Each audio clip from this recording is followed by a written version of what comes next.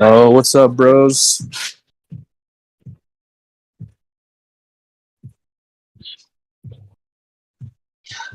We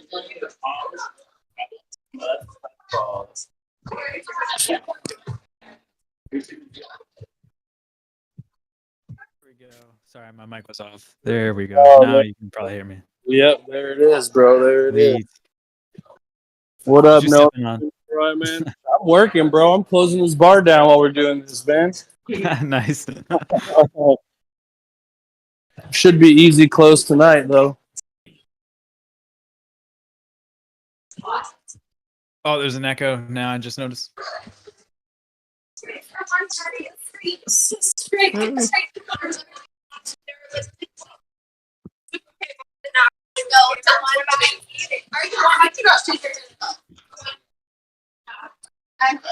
Should be easy close tonight, though. Can anybody hear me now? Can anybody hear me now? Chris Radiation, Yep. man. What's up, man? What's up, Brewing Dad? What's up, everybody? We got 12 people here. Oh, the echo was me. Never mind. I had fucking YouTube up.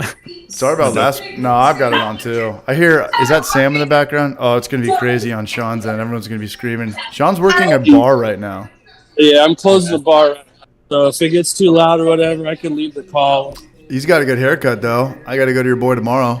Yeah, you scheduled that appointment, man. I know. Hey, we're all here. Hey, everything sounds good. What up, Patrick Sandy? We got Sean up there, top left, and we got fucking Noam. Noam, sorry about last Wednesday, man. I was sicker than a dead dog.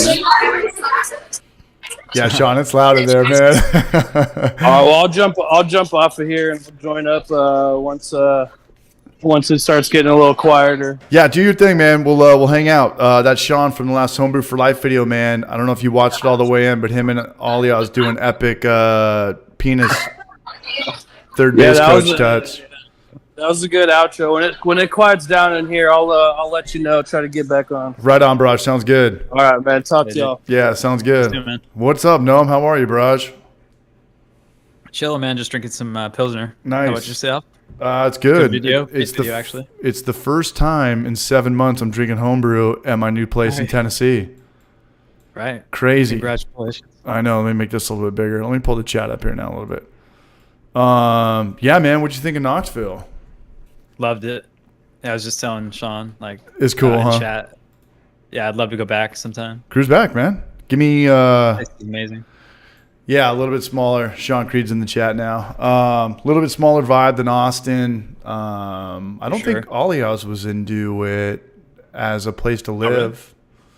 Oh, yeah. Yeah, he liked it to Austin's visit. fucking sweet as hell. Don't get me wrong. It's just different. I mean, Austin and Knoxville, one of them's gigantic and one of them's the exact opposite. It's like comparing San Francisco to New York City. Yeah. Austin's more expensive, too, by a bit. Oh, for sure. Yeah, for sure. But we're here, man. We missed last week. I want to give a couple shout outs. I need to give a couple shout outs. There was a dude that really helped me out with the last video. Do you see that intro video where he created like the whole 80s retro MTV like doom? Oh, yeah. Yeah, somebody did that for free. And his Awesome. Yeah, it was super awesome, man. Yeah, it turned out really good. Yeah, I thought I was going to start playing that Brandon Chamberlain. Dire Straits song, whatever. I thought it was Money gonna. for nothing. Yeah, I thought it was gonna play a Michael Jackson song. Big shout out to Brandon Chamberlain, man. Much love for that super chat. Thank you, you brunch. I want to give a shout out to while Jagers is in here. I had him written down. I want to give a shout out to. Let me see what I got here. There's a couple guys. Jaggers Brewing and. There was another guy. You guys know of Daryl Smith? He's got a YouTube channel. He just passed 1,000 subscribers. I should get him on. If anybody talks to him, let him know. Tell him that all eyes are watching, man. Shout out to Jaggers and both Daryl Smith, man. Cheers to you guys, man, for having the balls to put yourself out there on Schmootube. Schmooshmoob. Hell yeah. Yeah, I definitely heard of Daryl Smith. He's an English guy. Okay, I was trying to think of like what he looks like. I can't remember, but I do know Jaggers, of course. Oh, they all look the same. All English people look the exact same. They all look like Austin Powers, but have different hair. But here's our beer, bro. Here's the beer. Oh yeah. So it's a little bit lighter. I definitely. Not delay. What's up? I'm on delay. I can't see it yet, but look. My bad. I'll hold it up here for like 10 seconds. So what Oh, I yeah, there you did, go. yeah. So what I did is I kept the video, and we did obviously all the process in the last Homebrew for Life video, but I just used the old recipe with like the vanilla bean and the correct Yeah, yeast I and saw stuff that, like that, because I didn't really care Yeah, about makes this video. What's up? Yeah, it makes sense. Like do the actual recipe that you would typically do. You've done it a couple times, you said. Yeah, and not only that, but like to tell somebody like, hey, if you want to do a hazy IPA, like this is my best recipe for it. Right. Because what did we do? We did like 6 pounds 2-row and then 4 pounds. 7 pounds 2-row, 4 pounds flaked wheat. Yeah, this is like a 4.4% beer. This is definitely not. Yeah. This is a session hazy IPA, but it wasn't really about the recipe. We kind of threw that together at that mom and pop place. Yeah. It was all about the claw hammer. Yeah, we literally system. did. Yeah. Every time I go in there, I feel like she wants to hold a gun to my head, but I'm like, it's me, your only customer that comes around once a month. Like, take it easy, Deanna. Take it easy, man. What's up, Brew Show? Oh, I want to give a shout out. So I got some stuff written down. Big shout out to Aliaz, Gnome, and Hops for coming on last week. Gnome is here. Shout out to the Brew Tubers this week whose videos I've watched. Elementary Brew Co., Hops and Gnarly, The Brew Show. He's got the Growler video. And then Clawhammer Supply. Sorry about last week. I just needed to take a couple days off. I got sick. I'm still sick, but I'm sick of being sick. I'm just going to drink tonight. I'm sick of being sober. This is day 7 of being sober. I'm just going to get drunk and power my cold out of my body. I'm going to out party my cold. I'll be in San Diego next week, so no stream, but we're trying to do a Friday stream. I want to get party time on here if anybody's hanging out. And some questions about pastry stouts. Frank Zappa beer. What is an actual cream ale? That's a good question. Homophobia in the beer community. I don't know if I want to get to that tonight, but I'll address it. I don't know. Maybe I will. I don't want to talk about it right now. But anywho, did you watch Elementary's video? I haven't yet. He does a cream ale. What's your definition of a cream ale, no? I gotta be honest, I've never. It's one of those styles that I've never brewed. That and like brown ale, I just have no interest. Okay, that's fair. Fortunately, I'm not the person to talk to about that, but everybody thinks cream ale is like a Mother Earth, like a vanilla extracts cream, like cream soda ale, but it's not. It's all kind of like a marketing jargon. isn't it similar to like a Kolsch but with like corn? It's. I was wrong too. I thought it was an ale fermented at lager yeast. Yeah. Or is it a pale lager? I don't know. Who knows us what cream ale is? Someone bail us out. Someone bail us out. We don't know shit. We're fucking frauds. What's up, Jaggers? He's in here right now, man. What's up, Petey McEnroe? Goose Fraba out there in Texas. How are you, man? Stephen Plass. What happened to my drag brewery video? I put it up, and a lot of people were offended by it. And I kept the comments up. And not only that, but the way that you delete comments out of your YouTube notification thing right here. So if somebody leaves me a comment right now, so Noam, can you see this? The last comment is from BNet63. It says, "Dang, you still brew?" Can anyone see that? Give it 10 seconds, Noam. Right, yeah. So if I heart it and then like refresh it, it goes away. Now it's another comment. So I do that just to kind of clear my email box up. Oh, right, yeah. So people were blowing me up. They're like, "Whoa, you're keeping these homophobic comments up and you're liking them. This is a bad look on you, CH." I was like, fuck both of you guys. Fuck everybody who's like, hey, there's breweries that are trying to figure out trivia nights and try to get people in the door, and they do drag queen nights, and it's don't show up. I've never gone to a drag show in San Diego. I've been to them out here. They're fun. They're a lot of fun.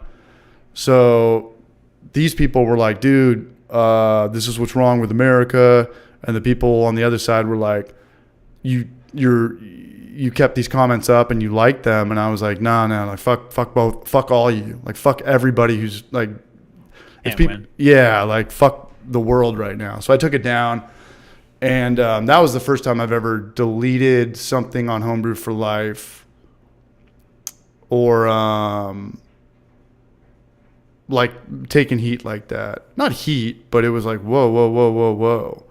You know, there's a lot of breweries out there that are trying to, you know, figure out ways to promote nights, their off nights or big nights and stuff like that. And it was a new thing. It was a new trend. And, you know, me, you, and Aliaz, Lynn took us to, you know, a gay bar. Did it feel like a gay bar? Did it feel like...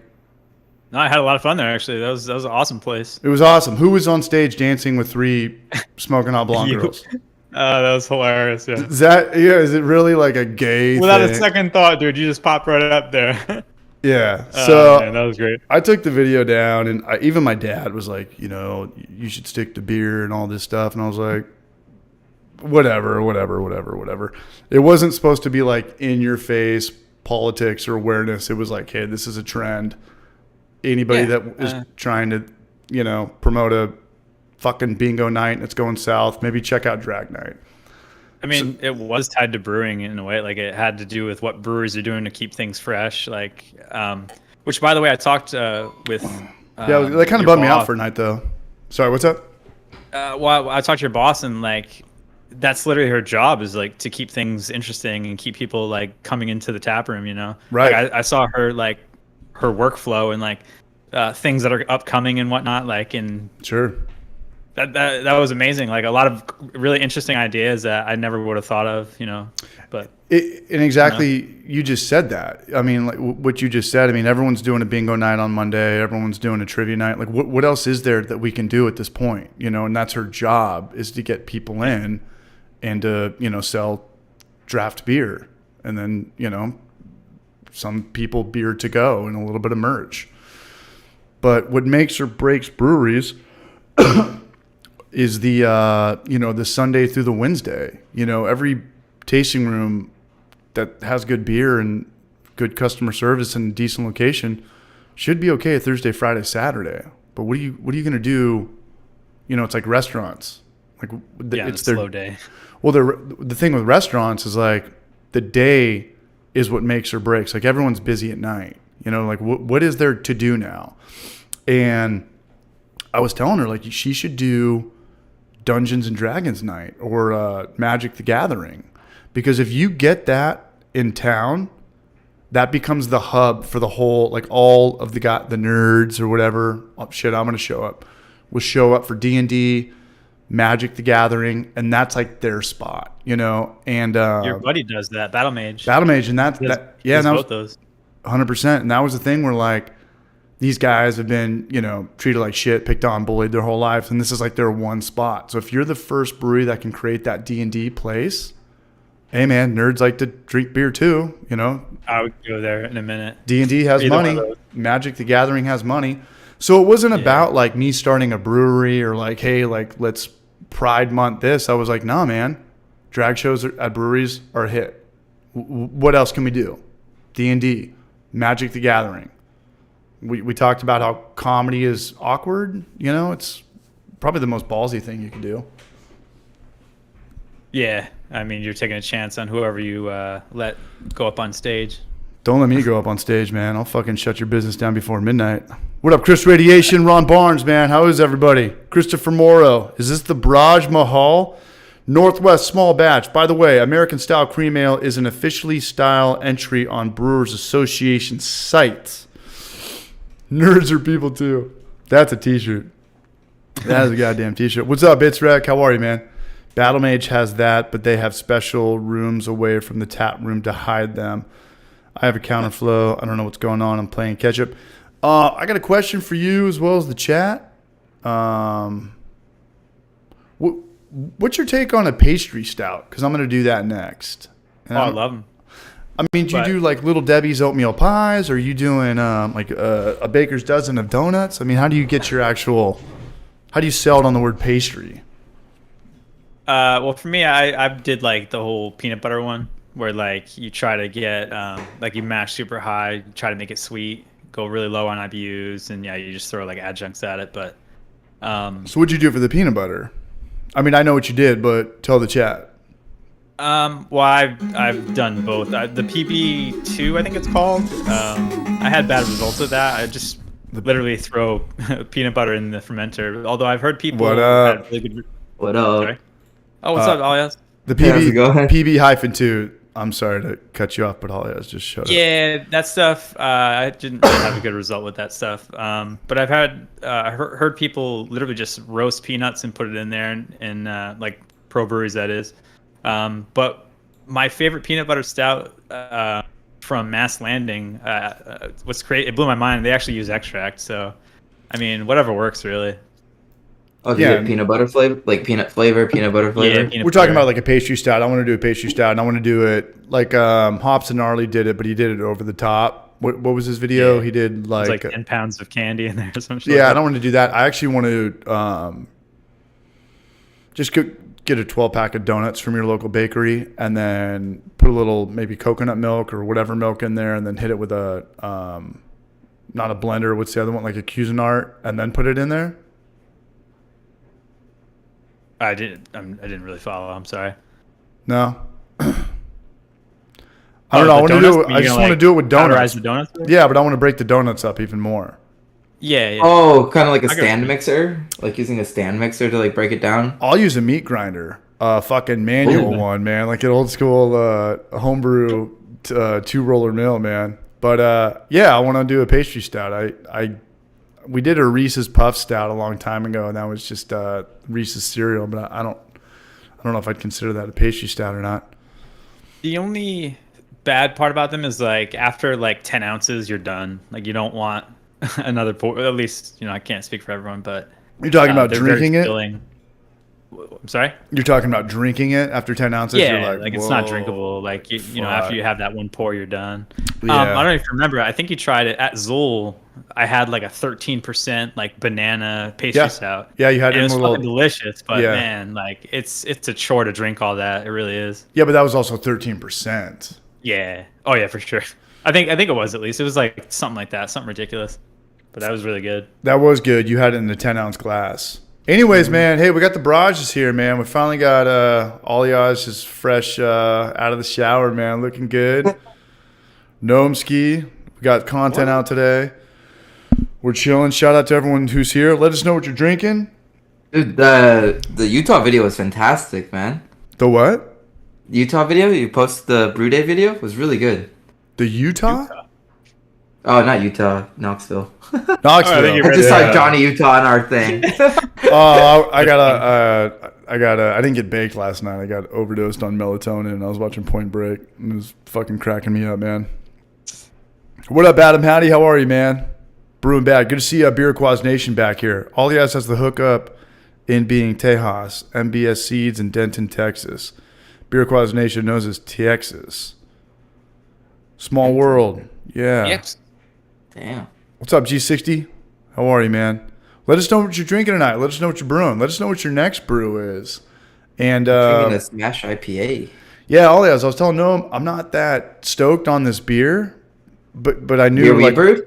I mean, the beer that we brewed, I knew with the recipe and the execution, like it was going to come out like this. But I got the bug back. I got the bug back, man. Nice. Hell yeah. So it's going to be either pastry stout or coconut porter when I get back from San Diego, which means no stream. Oh, next when do you week. leave? Monday. Oh, nice. Yeah. Have fun. Say hi to the fam for me. Yeah, couch surfing for a week, man. Pops just turned 71, 72, and Oh, yeah. we're going to play golf every day. I've got all my places lined up, couches I'm going to sleep Forget your on, glove. dudes I'm going to have sex with. What's up? Don't forget your glove. Your golf glove. I saw it in the bottom of your Those taco. I got like 200 of those things back in my stinky ass golf bag. What up, Ryan Reuter? Ryan Reuter, next beer. Citrus Smash Pale Ale, shooting for 6.5 ABV. 6.5 ABV, that's like 13 pounds of... Yeah, that's probably, like, that's a good amount of for a grain. pale ale? Yeah. Who was talking about biscuit malt versus victory malt the other day? It's coming back to me, man. It's coming back to me. Probably me. I mean, I talked about the differences. I don't know. It might have been me. I did. think I talked about them, yes. Biscuit. You may have overheard us. Yeah, it might have been. I did a pale ale with Maris Otter and Citra, and that came out 5.5%, and I used just around 10.5 pounds of grain. Yeah. Sorry. Yeah, that was really good. I'm back on Dude, X Hamster. That was the one you brewed. All my beers before got you kicked went this away, right? weekend, which was perfect. Yeah, tell us At the about your event. weekend, man. I saw some shout outs. You had 15 gallons of beer for a hangout? Yeah, so I had I was a bit short on some of the kegs because I had some, but yeah, I had probably close to 12, 13 gallons of beer, and I got hired to bring my setup and then also do barbecue at my buddy's shop, and Texas Tires and Spirits? Texas Tires and Parts, yeah. There's a Texas Spirits and something back in my home, Carlsbad Village. Oh, nice. And so, yeah, it was at his shop, and there's something called Drift Week going on. And so all these people from around the world and around the States street driving their drift cars from event to event, and they're in Houston. So he hosted a party at his shop in Houston, and he was like, yo, you want to do barbecue and beers? And I was like, yeah, let's do it. And so I made 2 briskets, 6 racks of ribs, some poppers, some sausage, and it got... we were expecting 40 to 50 folks, and we probably had over 100 folks. Good for you, man. Proud of you, man. That's awesome. Thanks, Brewing Bad. Yeah, the Keezer's pretty badass. I love it. Brewing Somebody Bad's was the actually man. trying to buy, at the event, some drunk dude was trying to buy the Keezer off of me, and he's like, Was it my hey, dad? I'll Pops buy at it. it again? I'm not going to say numbers, but I was like, no, that's not enough. And he's like, name your price. I was like, this.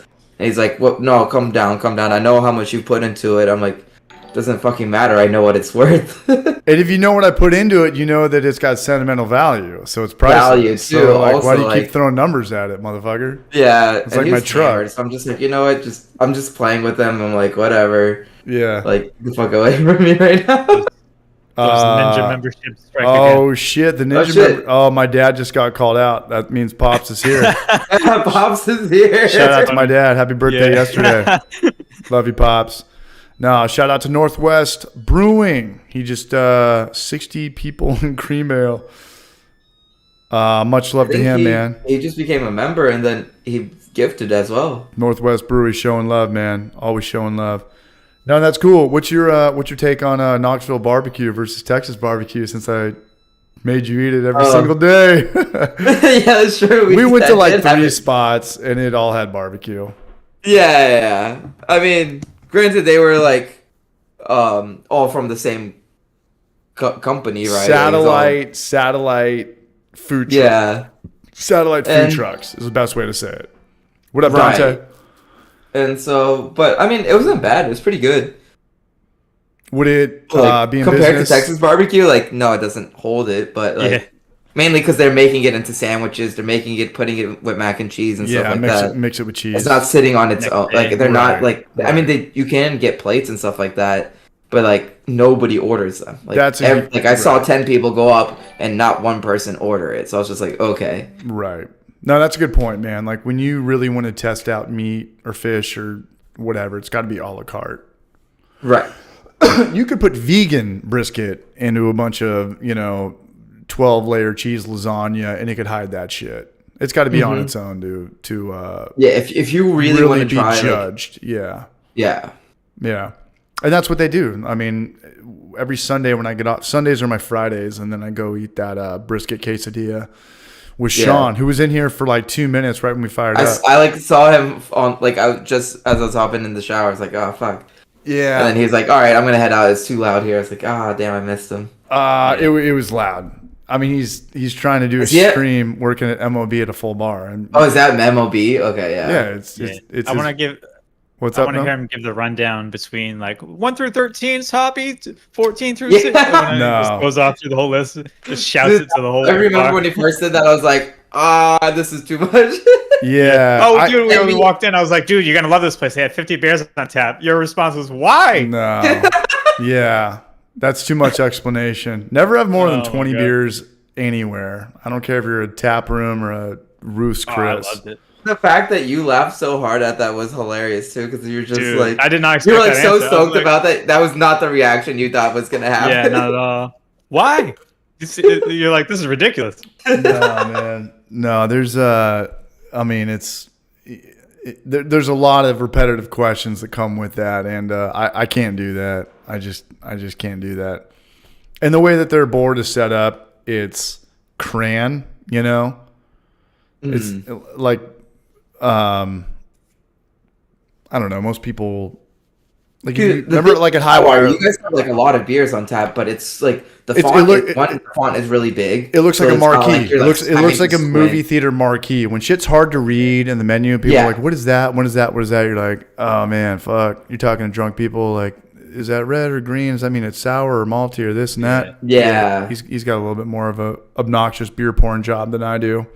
But Yours, Oh, beer number Highwire one was literally awesome. said lager. what's up? Yeah. I said, beer number one literally said lager. That's at the it. place. I was like, That's it. I like that. Yeah, that's it. Wow.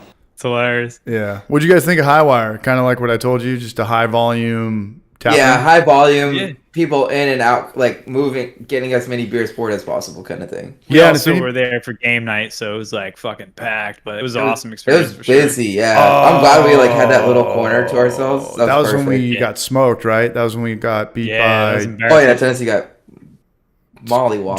Georgia or Clemson? Georgia. Yeah, they gave us the number 1 seed 2 days before. Then we got our asses kicked. But it's Yeah, all good. You can't win every game. You can't win every Yeah, I was poker hand. surprised, like No, but the The Astros layout won was that like- night, so it was cool. a huge square, like your the tap room. Like It's a big one. I don't know. I don't really places around here are very tiny. Like they're more like Boutique. intimate, and Yeah. that place is like just wide open. Like, Highwire reminded me of kind of like the Texas breweries kind of thing. For sure.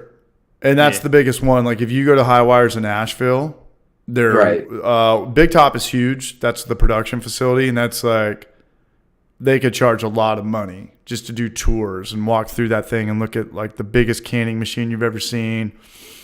I don't know. It's a 30-barrel brew house, but some of these fermenters are like 200 barrels. 200 barrels is like looking up at the fucking fake dinosaur from Jurassic Park. Like when you're up close to it and you look up, you're just like, whoa.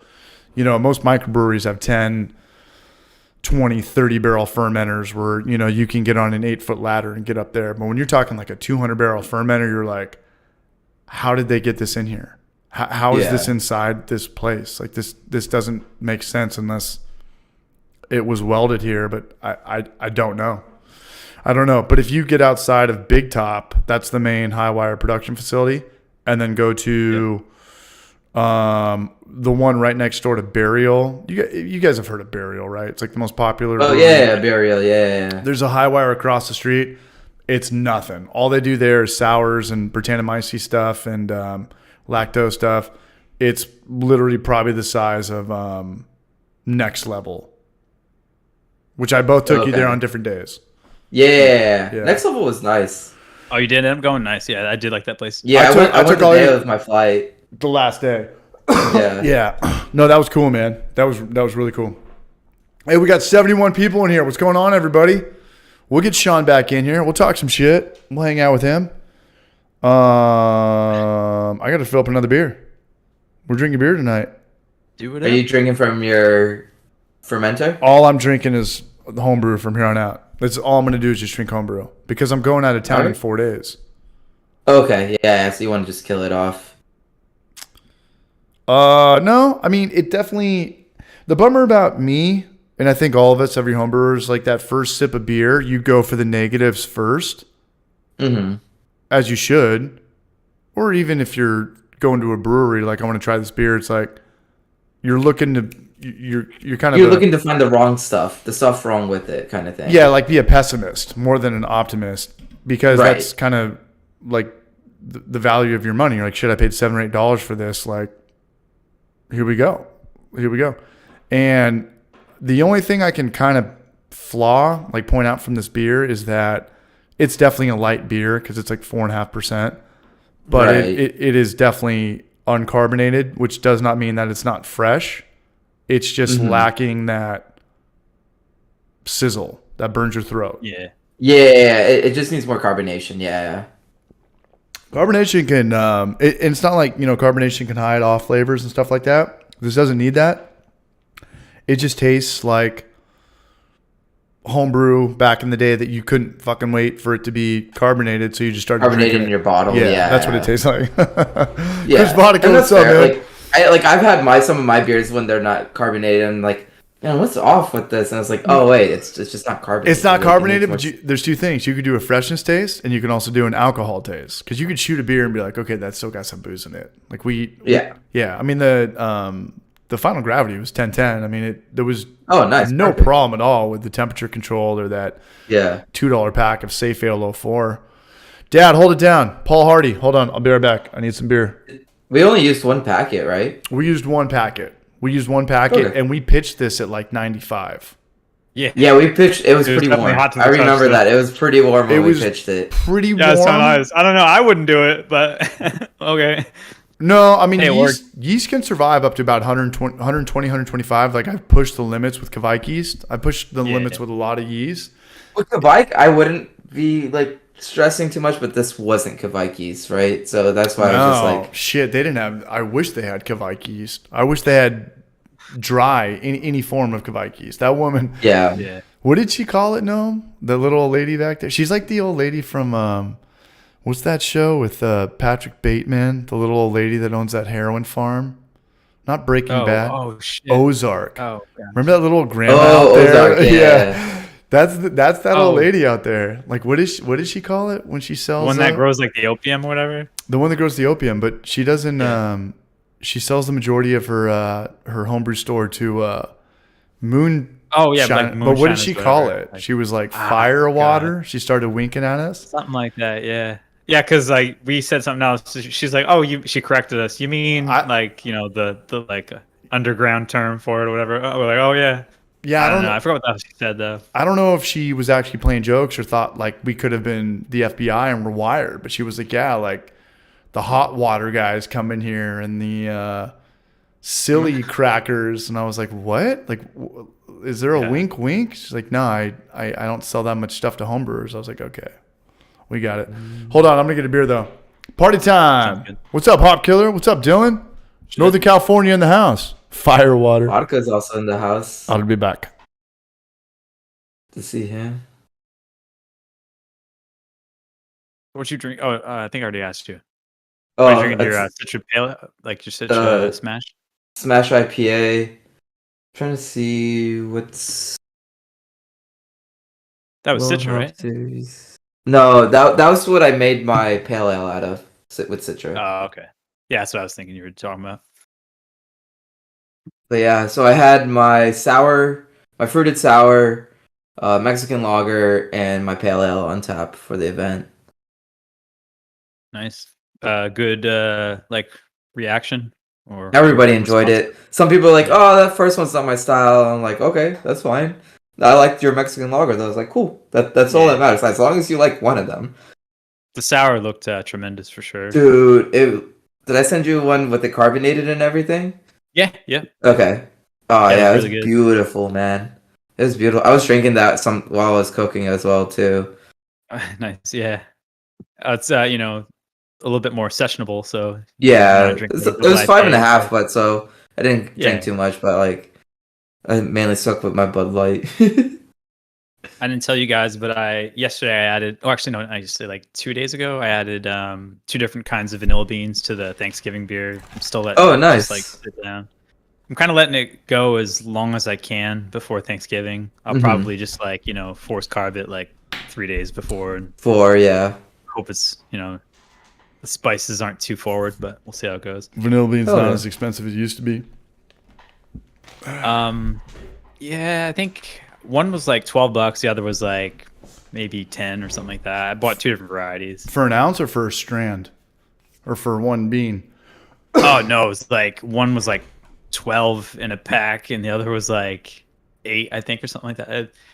Yeah, like you said, it's not as bad as it was for a little while. Like especially if you like try to buy them in the supermarket, good luck. It's It's like ridiculous for like 2 of them. Or if you go to one of those expensive ones, it's 15, like Sprouts or Whole Foods. Whole paycheck to not jump.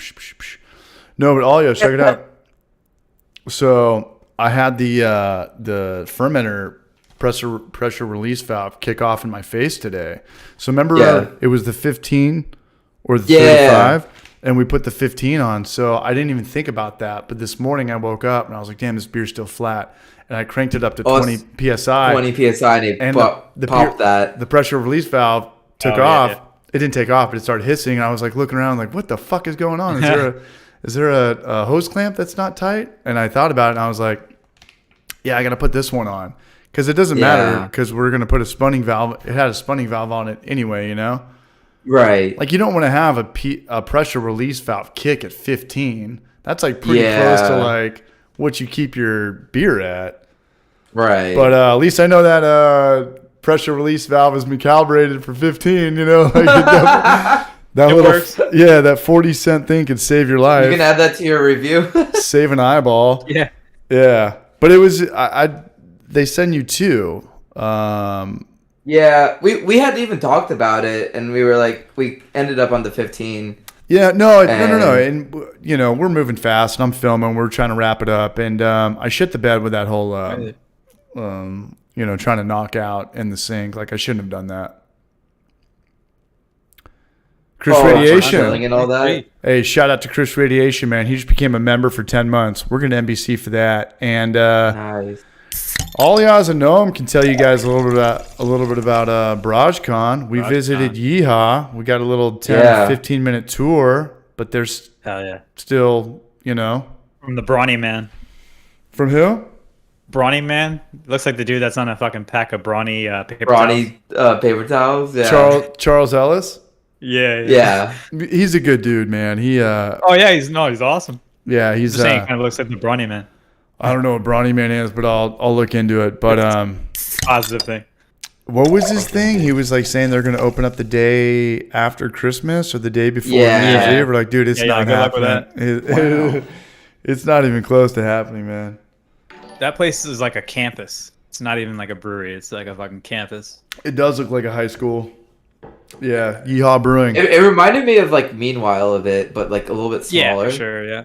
Dude, they built a green room building for like the bands that like are gonna be hard to play. You know, the fucking auditorium that they're building, pretty much. Yeah. Like, that's crazy, dude. It really is. I was blown away. Check out the link I sent you. That's what Come on down. No, we put that in there too. Sean Creed's still in here, man. They're talking about Chris Meadows.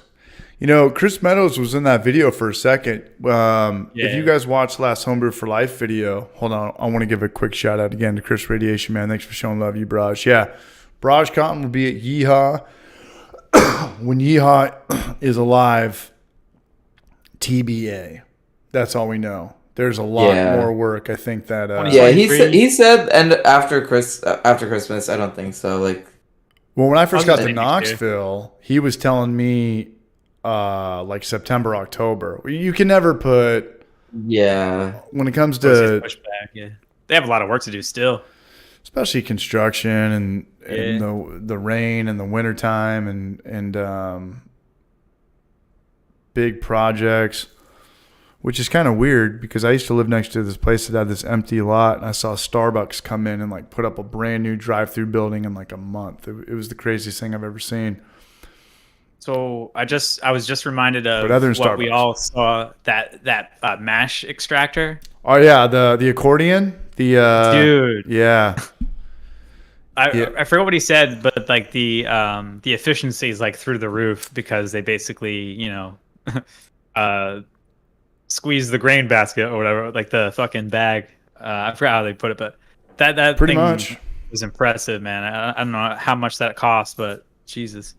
Sean Creed, who's in here, who will be back in here, that was from an existing brewery that used to be there. And for those who don't know what we're talking about, this brewery, instead of having a mash tun that just uses a traditional strainer type filter, it's got an accordion type thing where it presses everything together. Like literally a vertical, not a horizontal, a vertical accordion where it comes this way and you get the most sugar. You get the highest grain efficiency. And it was the first time we've ever seen that. Yeah. Have you guys ever seen that? Even in... I've never seen anything like... I've never even knew that existed. Yeah, interesting. It was really cool. I think they were bottling a cherry stout or something when we were there as well. Yeah. I was filming. I was just taking off. Yeah.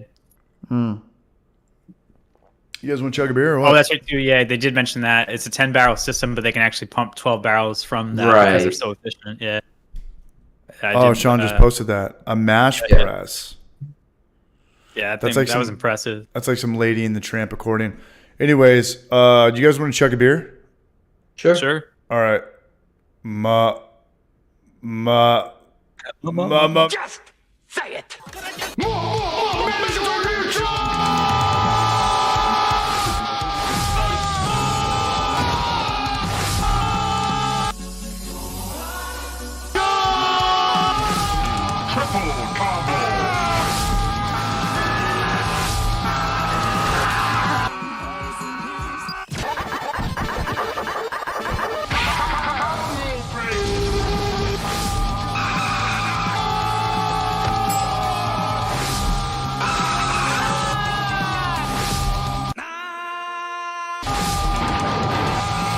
Okay, I totally didn't drink that. I drank like a third of it.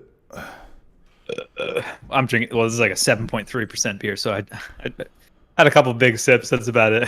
You know what? After this, I'm gonna switch it up. This is like my fourth 20 ounce of this orange creamsicle brew for life. What's up, Jorge Castro? Yeah.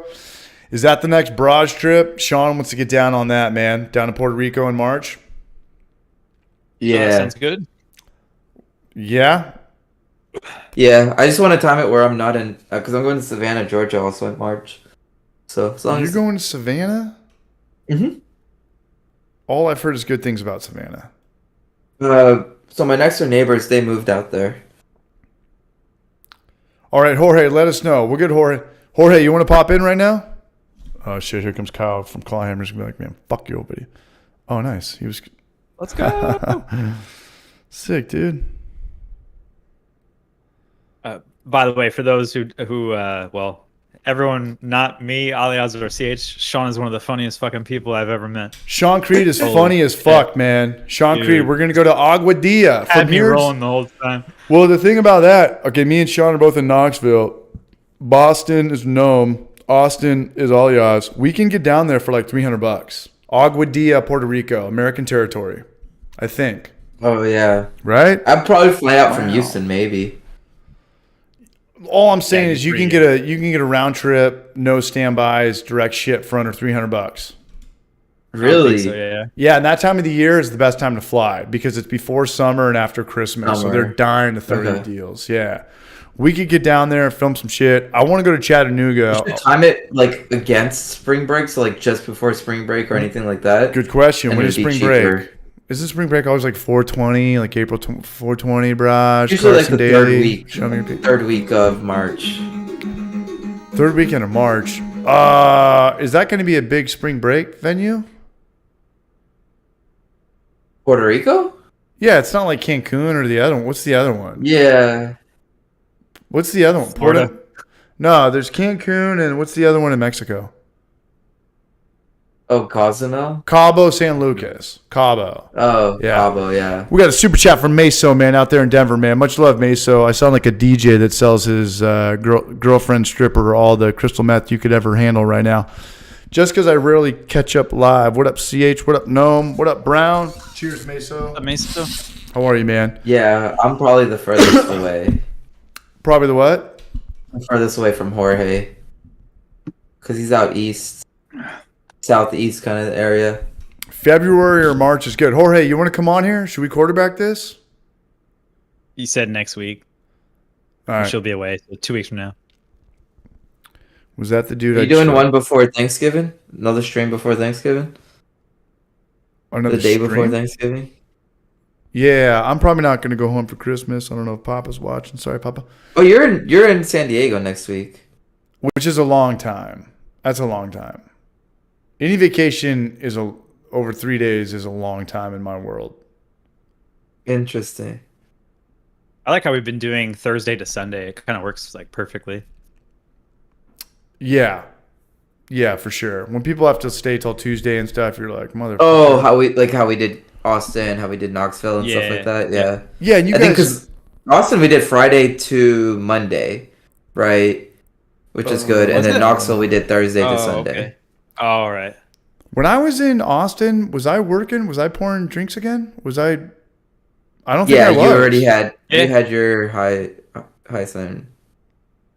Are you sure? High wire. Yeah. Pretty sure. Yeah. Okay. I mean, that wasn't that long ago. It was like. No, I think you guys are wrong. That was August. No, I think you guys are both wrong because I would have never asked for time off that early. I just know I wouldn't have. Wait, when did you start with them? I don't know. I've gotten like 7 paychecks. It doesn't matter. It doesn't fucking matter. Nothing matters. Oh, yeah, it might have just... Oh, no, you hadn't. You actually hadn't. You're right. Told you. I would never take time off like in my first 90 days. I remember because we were talking about you had gone through the interviews and you had just did your interview with them before you came to Austin. Yeah, I got 4 jobs. One person didn't give me the job. And I actually went there on Sunday with Sean. I bought a goddamn hat. It's all good, man. You can't be mad at someone for not hiring you. But no, that was funny. I think that was like the week before I started like trying to track down some W-2 money. I remember we had that conversation in Austin. Yeah. Kyle, did I not give you a basket? The color on that beer looks pretty good, actually. I was worried about like it not being bright enough. Like it seemed, right. Are you talking about our beer? I was like, I don't know about this. No, man. This is Sunny D, dude. This is Orange Julius. Really no, it's great. Dude, it looks fantastic. Yeah. This beer looks fantastic. The only problem with like, I just kind of have a problem with session beers in general. Like if I want to drink a West Coast IPA, I don't want it to feel I also think we could have used more hops. We only used 2 ounces of hops. I mean, I don't know. Like in the back of my mind, I was thinking that, what did we use? 10 total pounds of grain? I mean, it was all fermentable sugar. No, it was except for 11. It was 11 pounds. Except for the milk lactose. That shit doesn't... Yeah, I wouldn't really count that, but... No, that's non-fermentable. And that was a quarter pound too. But no, this was a great beer. At the end of the day, all you guys, before you came on, I wasn't really tripping about the Anvil chubby thing. The fermenter at all. I really didn't care about the recipe. I just wanted to get a system back. You know, you just wanted to brew again. Yeah, wanted to brew again. Yeah. You know, I did a. I'll send you the link to that basket too. I'll look for it as well. I forgot to send you that. I mean, the basket that we used, everything got submerged. The tall, skinny one. Yeah, but if you use any more grain than that, true. I think, right. I need something wider. And then also it's sitting on the element, which like was fine, but. I don't know. Metal on metal. I just don't think it was as efficient as it could have been. Right. Yeah, no, I hear you. You know, as we're talking about how we would have liked to have used more grain to buff up the original gravity, but it literally would have been out of the water. It would have been out of the water. Like it was just barely submerged. It would have been out of the water, and it would have been a 7% beer, and then I would have drinking them all on the happy hour, and then I would have been out of the water on these fucking live streams. So it's a good thing that we did sessions. It's a good thing we did sessions. I'll text Kyle after this. Sorry, I'm losing my voice, guys. I'm still kind of sick a little bit.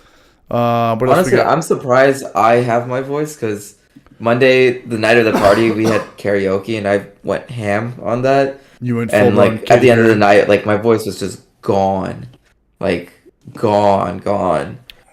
We have fermentation. Did you guys both watch the video all the way to the end? Yeah, I watched it. I watched it. Sean, at the end, do you want to touch my wiener from Fat Jonah Hill? Ask me about my wiener. What was that movie? Dude, I laughed so much because I'm like, people are going to think I slept the whole day. That's from the movie Accepted. Yeah. Jeremy Piven. Not Jeremy Long. Jonah Hill. Justin Long. Yeah. No, that was a good trip, man. Did you guys think Knoxville was as small as I've been talking about? It's small. I knew it was small, but I didn't realize how small it was till I got there. I mean, everything is within 1 mile radius.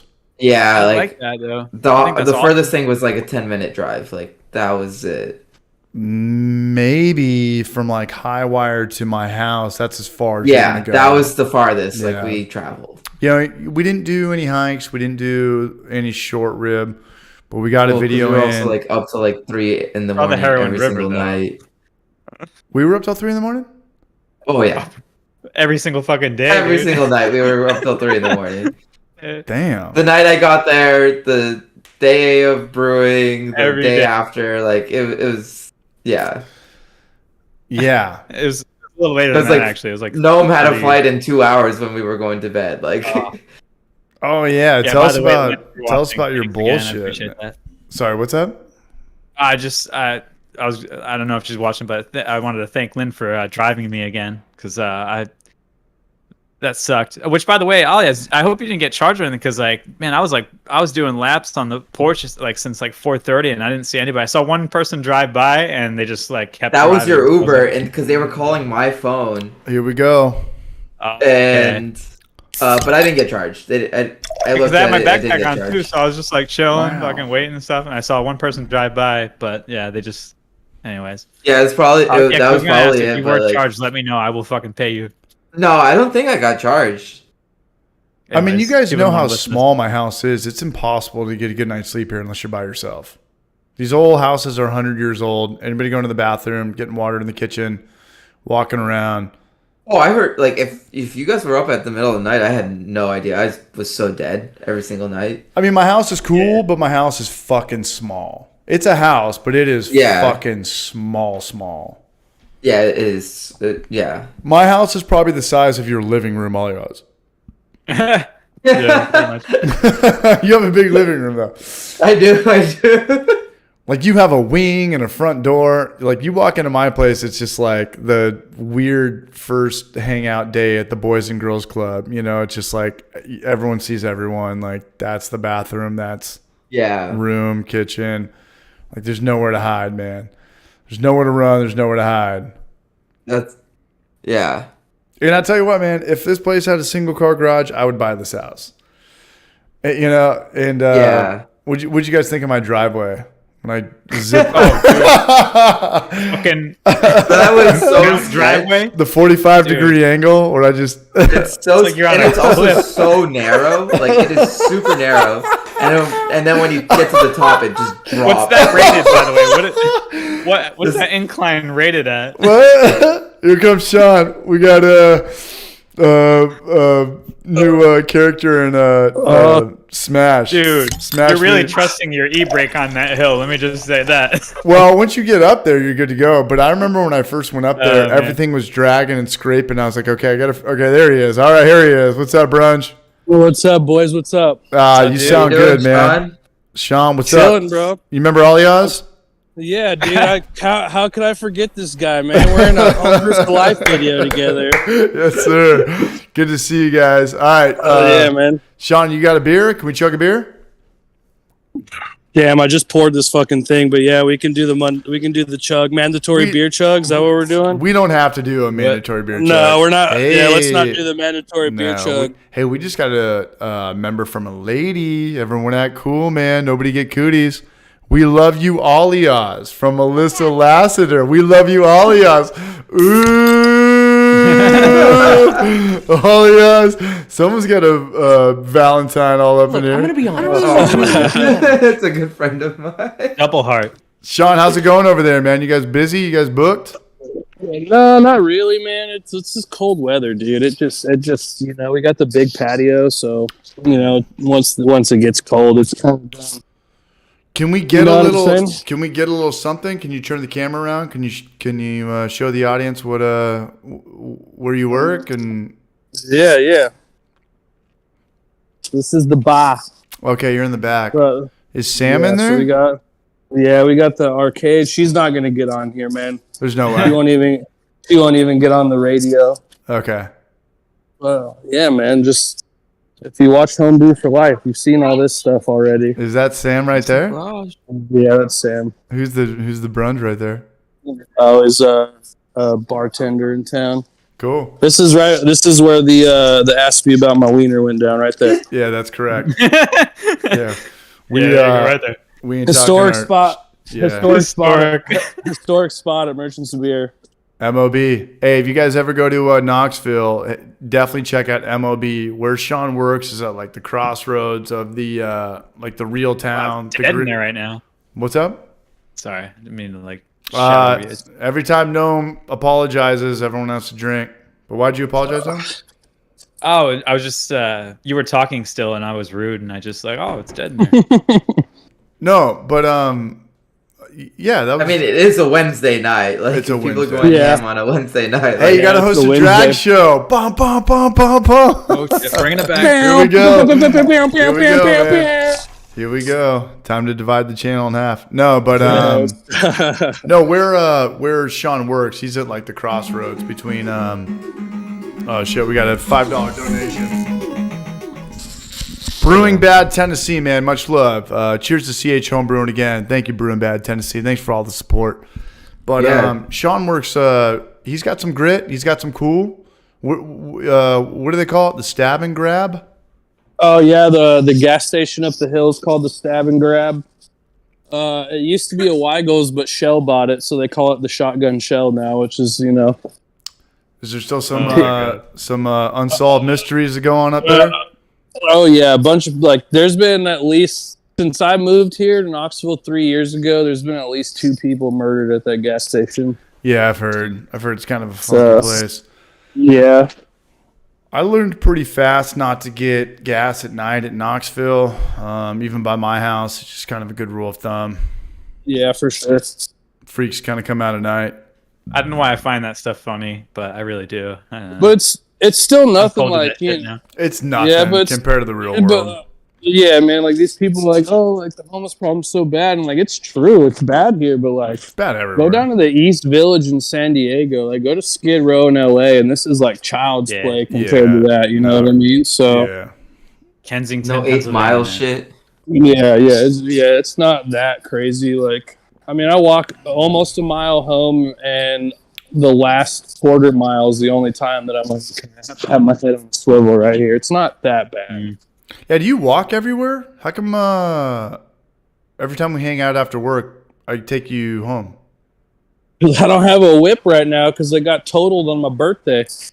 Oh, gotcha. Yeah, I'm shopping, but cars are expensive right now, so it's like I live a mile from work. I hang out down here. Like, I don't really need a car right now.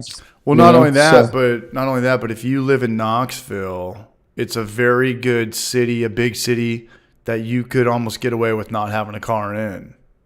Yeah, You don't need a car in Knoxville. not really.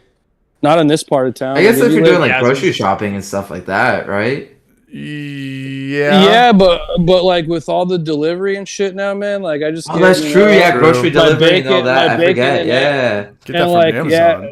yeah, you pay the delivery fee and all that, but like even then, man, like I'm not paying. It's still a car cheaper payment. than, like, I'm not paying a car oil payment change. right now. Yeah, exactly. You know, so it's like not a big deal. You pay $10 extra for your groceries, pretty much, and then, I mean you're good. So it's not too terrible. That's not bad. That being said, I am ready to have a car again because, like, oh, I want to drive out west. Well, $30 Uber there, $30 Uber back. Yeah, it adds up pretty fast. When it's busy. Yeah. But, Oh, See, the Broad is here. PH, if you have any of that IPA left over whenever you leave to California, just let me know and I can take it off your hands for you. Oh, 100%, man. I'll be back on the 28th. If you want a key to my place, man, I could leave you a spare key if you need some. The only catch is, though, is you have to have sex with a girl in my bed. And then you could drink all the beer. Feed the cats. What's that? And you have to feed the cats. I bought the Oh, yeah, cat feed the food. cat. You just have to feed them. Yeah. Fair enough. No, I'm going to St. Louis this weekend, too. Yeah, you so got a wedding, man. Yeah. Well, good, man. Hold on. I'm gonna go grab a beer. I'm gonna switch away from this creamsicle IPA. I'm gonna get a sour really fast. Nobody go anywhere. Nobody go fucking anywhere. I'm serious this time. BRB. 1 more, 5 more. We should all just leave the fucking call. Just to, like... Right? Just fucking abandon them. Sorry, He dude. We comes all back. had. It's like, all right, guys, what's good? Wait, what the hell? We all had something come up at the exact same time. Sorry about that. Got anything new and exciting on tap? Not yet. We do have some cool stuff coming down the pipe. There's a coconut stout that's going to be on pretty soon. The seasonal stuff starting to come in. There's this beer from a brewery that's like 2 hours away in Asheville. They're Highland Brewing. They have this beer called Cold Mountain, and it's just this like mulled spice porter, and it's so good. And it's like it's allocated, like special release, like the same way like bourbons are or whatever. So not very many people get it. We're gonna get some of that coming down the pipe pretty soon. So Nice. Awesome. Christmas stuff's coming. Got that celebration, the first batch of Sierra Nevada celebration we got. Yeah, I love buying it every year. Celebration IPA kind of thing. Yeah. That and the Anchor Steam Vintage, the Christmas ale, like it's just something I have to like try every year, just because it's a little different. It's never the same recipe. Yeah, we got some steam last year. I'm trying to push Boss Lady to order it again. It's kind of hung around for a while because people really don't know. Yeah, that's kind of one of the niche things. Like this bar is like if it's a weird style, like people. You tell them, oh, it's a red IPA. People get turned off on it. And then you're like, well, hold on. Like, so if it's a niche style, it'll hang around. But Anchor, man, they're just one of the OG craft breweries. Like, they do a good job on everything they do. So I try to push for it every time I see it on the order sheet. Dude, I loved your place, man. Like, if it didn't show, because we weren't there like fucking 6 times, I think. Dude, no, dude, you guys were awesome, man. Like some of the people that you met, like after you guys left, they're like, dude, like it's like CH's friends were fucking great. Like, when are they coming back? So like the feeling's mutual for everybody there. Oh yeah, feelings, nice. Yeah, the feeling was totally mutual, man. You guys were a fucking blast. Like, awesome, yeah, I like I said, man, the next time y'all come out, like, we're going to have to, like, take time off so we can just be degenerates the whole weekend. Yes, that's what we're talking about going to Aguadilla for, man. Yeah, and then so going back to, CH was like, wait, we were up till 3 a.m? Like, that's why I didn't go to Brew Day, because I woke up violently fucking hungover. Sean, you should have been here at Brew Day, man. That video was fun. You should have been here, man. Just to hang out and drink a beer. I would have put you in there, made you clean some shit. Hey, man, I couldn't go, dude. I was hurting. We'll make the pastry stout video together, man. You're my new Maury. Sorry, my voice is dunzo, and my room is echoey as shit. But I'm switching to a high wire raspberry.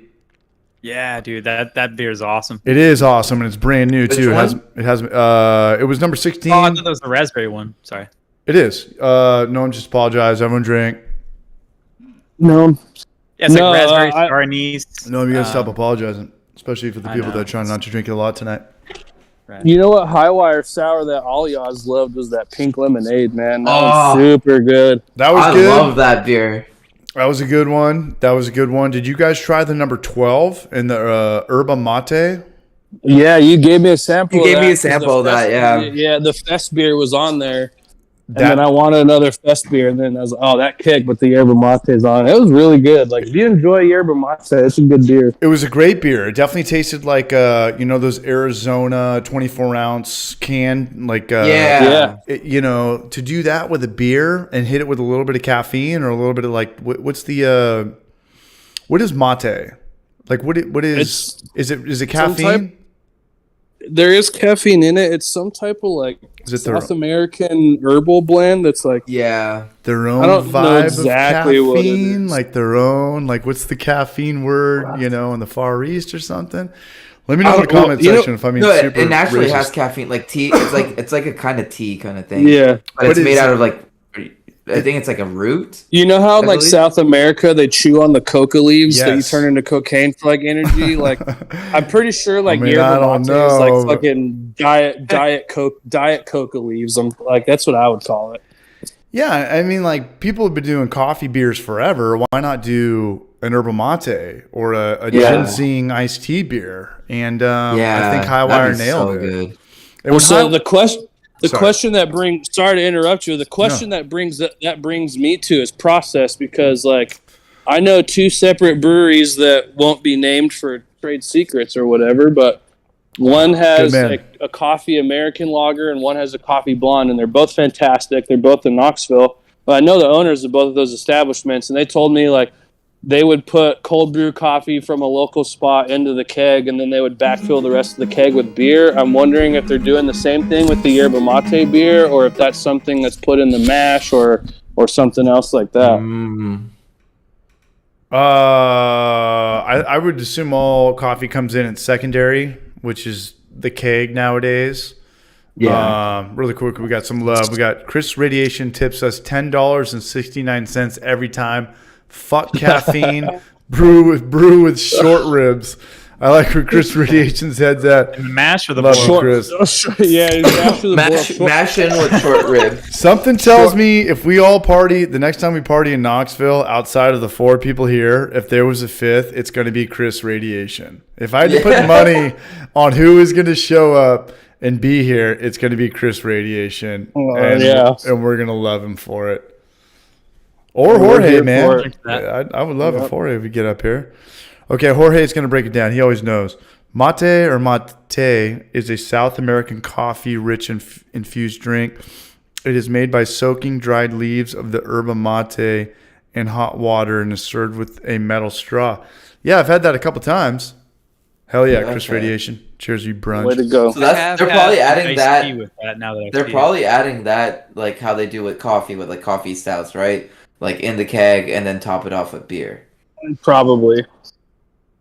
I would think. I don't know how you would get that much flavor out of, putting it in the mash or something like that. That's mashing your steep. It's like steeping, right? Like mashing your steeping. Especially if you have leaves and stuff like that, you can steep that in the mash. Yeah. Well, even secondary, I would think. If it's a tea, like a coffee-like thing, you just, literally add it after. So if they're just adding the leaves, then they could do it during the mash. They could do it during like a dry hop kind of thing as well too, or even like a whirlpool edition as well. It's too bad we don't know anyone that works at Highwire that couldn't ask. You know what I mean? So you know what's funny is that me and the Brew Show have talked about this, because everybody's got a coffee beer on tap, but there's not like a coffee beer in circulation. And if you did, I would say breakfast stout by Founders. Yeah, I would agree with that statement too. That's the biggest one. I mean, you would think it'd be like Starbucks or something. Well, regionally here would be Gotta Get Up to Get Down by Wiseacres, a coffee's. Everyone says it's a coffee stout. You told me about Untapped, on Untapped it says it's a coffee porter. It's kind of in the middle for me, but it's a super good beer, and like that's one of the few beers we have on all the time. So that's like, there's not many that are like in circulation all the time. No. What's the ABV too? Because I feel like it's got to be a session. I think it's got to be around 4 or 5. Oh, I'll tell you right now. I don't think an 8% coffee thing is going to work, because A, it's going to be too expensive, and B, it's a weird thing, right? No one wants to drink a 16 ounce of coffee and beer. Well, that is the problem with breakfast stout. It's like 8.1. Although for like a 4-pack bottles, it's like $10.99 or something like that. It's not too bad. That's not terrible.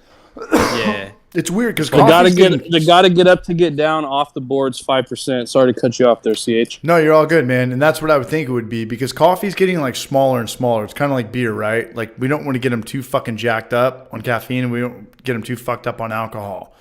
Right. So let's do sessions and just sell them 4 and 5 rather than coffee or imperial stout or imperial porter. All right, so Jorge just said he met the founder brewmaster, and he said the brewers hated brewing breakfast stout because of the large cold brew they had to make. That makes a total fucking sense. What's the problem with brewing? What are they doing to make that homebrew or the cold brew? They're probably pulling a bunch of water off the hot liquor tank, right, and then brewing in a bucket or something and throwing it back in, or which like making good coffee is more difficult than that. No, it's not just as simple as pulling just hot water. I think you'd also have to kind of treat it like it's beer. No, so you would want your water. I agree. You'd want your water chemistry to be correct, like on that, right? Like what? Oh, 8.3. All right, so it's even stronger than I thought. Damn, Yeah. it's been a Well, while. hey, boys, I got to finish closing down this bar, but I might jump on once I get to the house if y'all are still going. Yeah, for sure. We'll be hanging out. All right, much love, man. Yeah, cheers. Yeah, Much later, bro. thanks Sean, for yeah, having we'll me, be guys. hanging See out. y'all later. I don't know if Yeah. Aliaz is booked up over there, man. Is he studying for tests? Is he placing his bets? Oh no, just messaging my mom. All the above. Oh, my bad. If you get the hot money lines, let me know. I'll talk to y'all in a little bit. We got Ace Rothschild from Casino hanging out with us in 10 minutes, man. Nah, cheers. Shout out to Sean. I met the Founders Brewmaster. So I got that. Coffee browns are good. Cold brew always uses cold. How do you get cold brew? Why is cold brew $6 and a regular cup of coffee is only $2? It's just the process. Time really. probably. Like cold brew takes like 24 hours or so. I mean, it also like the name like it holds like more value because it's like it's more you extract a lot more caffeine from It's it. smoother too, though. And it's a lot like, smoother. I love cold brew. Cold brew is awesome. And especially if you're putting it on nitrogen, then you can charge for that as well too, because nitrogen ain't cheap. You have to put it on nitrogen or argon. No, they sometimes put it in kegs and push it out with like compressed air. Because coffee doesn't worry about oxidization. You don't have to worry about that. There's something I used to know this shit. We used to have it at a brewery I used to work at 5 years ago. You can't push it with CO2 though. You can't push it with CO2 because it'll fry it. It'll give it serious off flavors. Yeah, the carbon dioxide gives it really bad off flavors. That's why you just use like whatchamacallit? Just compressed air. Okay. Duly noted. I'm double hoodieing it up. I have party times underneath. Hey, party time. You're in the garage. Do you have like a heater in your garage? Here's my balls. I think I have a date with Party Time on Friday. Party Time James. Oh, nice. I think I have a date with Party Time James. I have like a phone call? Another stream. Yeah. Stream. Yeah. On his stream. On my stream. Oh, you're doing a stream this Friday. Yeah, you guys were all fired. I've had it with y'all. Oh, okay. No. I'm leaving for San Diego on Monday, and I missed last week. And James was putting out content, and I just got the night off. You know, I'm always still down, James. And you know, if all you guys know I'm going to come on, they're more than welcome. You know, I probably won't be. I won't be able to do this Friday because I'm flying out. Live your lives. No, fucking live your lives. Like do your shit. But if you guys are hanging out, all you guys know, like, we got a good chemistry now. We hang out. You know, we've become friends. We go on vacation. But they've got like the mics and the cameras, and you know, Gnome is in a band. He's got a microphone way better than me, and like it's just easy just to get into it. You know, back in the day, it was like reaching out on Instagram and trying to find somebody, and then like they're like, "What do you use? What's Discord and all this shit?" And I was like, you know, yeah, it's too much. It's just too much at this point. Like I should probably. I'm thinking I'm fucking drunk. All I had today was one donut. This is my first day drinking. Dude, you're like me now. You barely eat. You just drink. Yeah, I'm fucking drunk. Let me know how I'm doing. Is this one staying up or staying down? Jim Wheeler, what's up, man? Up. We'll find out. They're all staying up. They're all fucking staying up. But Sean says that was dope. He appreciates it. Dude, you're welcome every time, man. Sean, cheers, bro. But yeah, no, it was like, because like literally like, I think like after the second stream I did with you guys, like I was just like, all right, let me get a mic. Let me do this properly if I'm going to be doing this often. And like, I think I got the mic like the day of our stream, and like I set it up, and you got a girl in here tonight too, man. I don't think I've ever had a girl show up. Alyssa, yeah, she's a good friend of mine. Goddamn right she is. Yeah. What's up, Jim Wheeler? Oh, yeah, we'll leave it at that. She could still be in here, and you never know. But no, so after you guys took off, me and Sean went out. We got sushi, and we partied another night. Nice. Did you go to your buddy's sushi place? Thin 2 for the $1 sushi? Yeah. Yeah, we did. Yeah. Nice. Yeah, it was great. And then after that, I was like, I just need like 2 days off drinking. And then I woke up on Wednesday and I was sick, and the stream was canceled. And then I've just been sick this whole time. Here we go.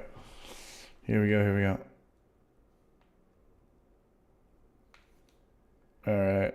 I knew someone was in here. Sean Creed, thanks for having me on. And then this whole last week, I was supposed to hang out with Lynn and this and that. And I just lost my voice, still went into work. Yeah. I mean, I remember when we were there, you were losing your voice. Like, when we visited you at Highwire, you started talking, I was like, oh, shit, this dude can't talk right now. Is that this time of the year? Are you guys sick over there in Boston and Rhode Island, in Austin? Boston, Rhode Island? I'm good. My girlfriend got sick last week, but... Yeah, it's not like COVID anymore. People just get No, fucking it's sick. just a cold. Yeah. East in the barrage. ¿Cómo estás? Fin 2 all day, man. Sean's still here. Hell yeah, we went to Fin 2. Next time, we'll have sushi. Fun fact. Fun fact. Noam has never had fish. Noam has never had fish in his entire life, and he's a year older than I am. And I'm 23. He lives on the East Coast. And he lives on the East Coast, next to Maine and Cape Cod and all that fucking East Coast Portland shit. Oh. All right, I'm gonna go grab another beer. Do it. Party Time's time's been on a sickish for like bend 6 weeks. as well. The kids are great bringing new and wonderful viruses home every day. Just get a big slice of pizza, and the kid comes in and just like sneezes on it. It's like, all right, you just got the whole camera sick. Sean Creed is definitely still listening. Man. Sean, you come over here and I'll go close out MOB. Who's talking shit? And it looks like it's doing well. Yeah, fish is from Vermont, I believe. Burlington. I love Burlington. That place is amazing. Foam brewers. I'm gonna grab another beer. And another weird ass thing about Noam, he won't eat meat that's been defrosted. Frozen. Yeah. Well, yeah, same, basically. What the fuck is up with that? What the fuck is up with that? I don't know, man. Is it gross you out? Or can you taste the texture? Is there a smell? No, it has nothing to do with that. It's just, I don't know. I don't like the way it looks. And I don't like frozen food in general. Like, even if it's not meat, I just really don't eat frozen food. Like, could you eat dino nuggets from Costco for $1,000? Oh, yeah. I mean, I would eat. I'll eat it if I have to or whatever, something like that. Like, it's, I don't know. If I have the choice not to, I'd rather not. So, like, I don't know. I don't know. But it's the look of it going from frozen to normal just weirds you the fuck out? A little bit. Like, even like ground beef, it doesn't look the same. Like, once you freeze it and defrost it, it just looks weird. The color? Yeah, the color. Okay. Just the visuals in general. Like, it's. I'm sure there's nothing wrong with it. I know that. It's just. Believe me, dude. I fucking told you my whole life story pretty much when I was in Tennessee. You know, I have some oddities to me. Like, you know, it's. You told me you were on tour in a band and all you ate was buffalo chicken sandwiches for 10 years. Yeah, pretty much, dude. So you'll eat fast food, but won't touch fucking. Well, not fast food. It was always like from like, you know, mom and pops. It was like either buffalo chicken sandwiches or like buffalo chicken wraps, pretty much. Like for years. Could you eat how fast I'm food? still alive without a heart attack? I have no idea. Because you weigh 120 pounds. Easy fix. Yeah. I mean, could you eat fast food? Could you eat buffalo chicken McDonald's bullshit?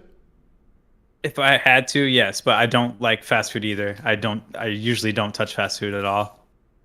I mean, that's fair. A lot of people nowadays don't. And, you know, as they shouldn't. I eat it in small little kind of here's and there's. But, yeah, you never want to be dependent on it. Like, no, but see, here's the thing, too. Like, I don't even see how people can stomach it. Like, if I eat fast food, I feel sick within, like, 10 minutes. Ooh. Like sick or like diarrhea? Like you're like no, like my stomach hurts. Like not diarrhea, but just like it doesn't agree with me. Like, I don't know. Maybe it could be like my mind just like psyching myself out. I have no idea. Well, Ron Barnes, we got a super chat. Norm? Yeah, I'll shut up. Noam is the Gordon Ramsay of the beer world. Yes, he is. Shout out to Ron Barnes, man. Much love, you sweet boy. Ollie asks, can you eat fast food? Yeah. It doesn't fuck you up? No. I sometimes get a bit of acid reflux from it. Oh, yeah. That's what we talked about that. You can't do the sours all too often. Yeah. But other than that, it's fine. I mean, if you were to eat a bunch of Tums and drink sours and all the shit that you want to do, would it still be gnarly? Yeah. Yeah. There's no medicine. There's no 7-Eleven. No, I mean, so I do take Nexium in the morning every day. Oh, you do? And that helps. Yeah. I do take medicine, but and it helps every now and then. But sometimes, if I eat something spicy or super tomatoey, the acid just produces Acidic, so much acid. Tomatoey. And the thing is worst fucking food the flap that keeps that acid down doesn't function on me, so it allows it to just come right up. And you have problems with double dry hopped beers or heavily dry hopped beers? Look at what Party Times. Look at what Party Times just wrote. That's your immunity in a nutshell. Key to fast food is the only the only fast food. That's a fucking t-shirt. That's a sticker. No doubt about that. But I've also never been a big fan of super sour beer. It's not always been my style, right? Just too vinegary. Yeah, and I'm just okay, that's fine. Yeah. Did you end up going to Oak Room? No, they were those. No. Oh, were they? Oh shit. Yeah. Then you probably kind of you probably wouldn't have had a good experience anyways. I mean, I didn't because they are very sour. I mean, I don't mind a little bit. If I could get like an 8-ounce or smaller or something like that. I think that's all they do.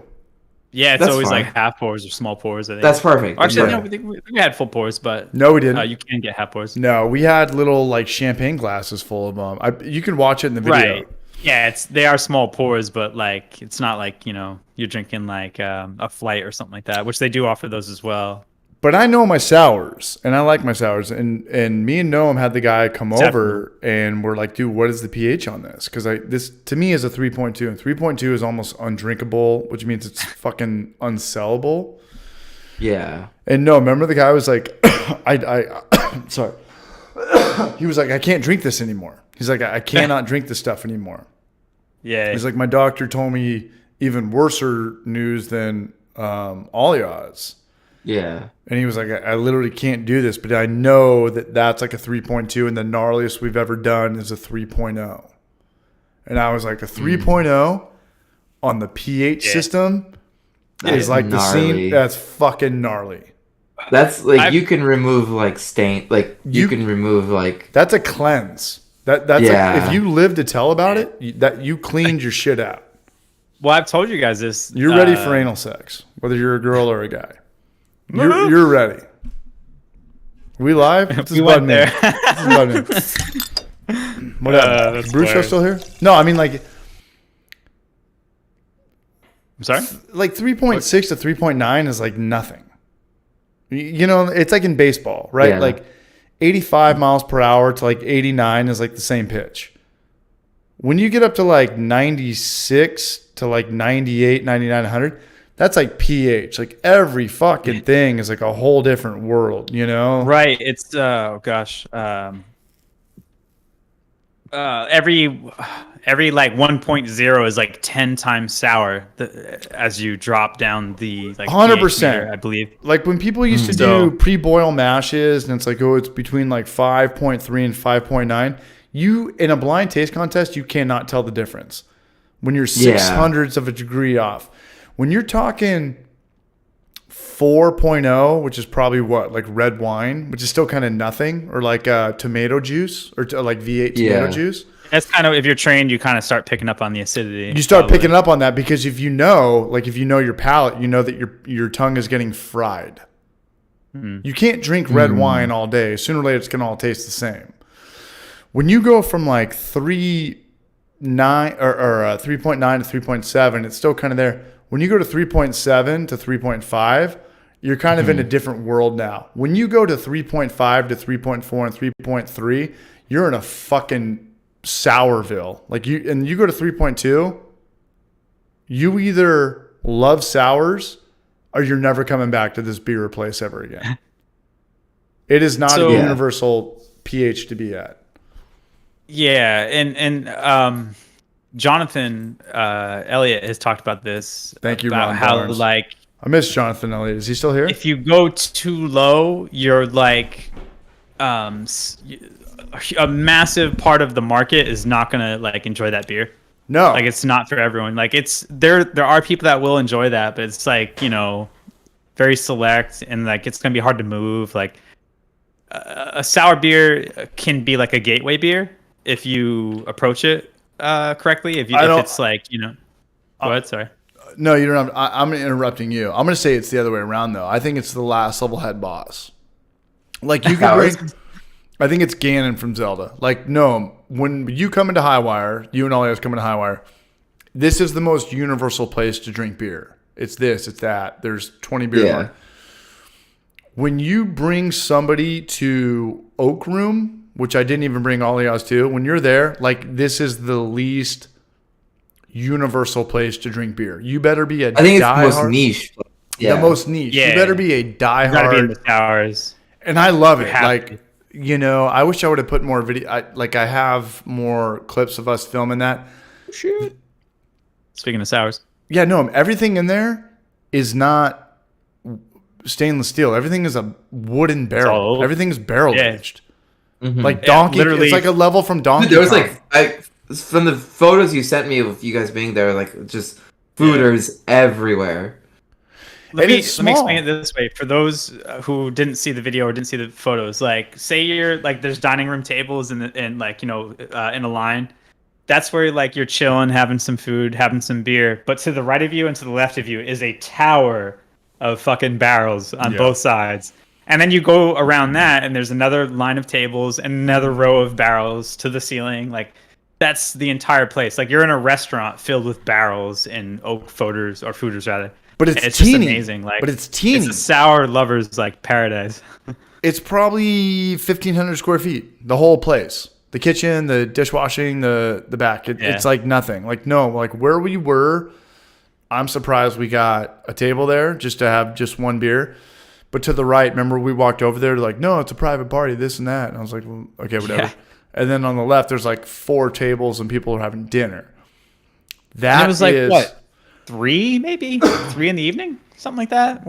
3 it what? was before Alias got there, so it was like definitely earlier in the day. Yeah, Alias has a different story, man. His flight got delayed as he went to the airport for 12 hours. I forgot about that. Yeah.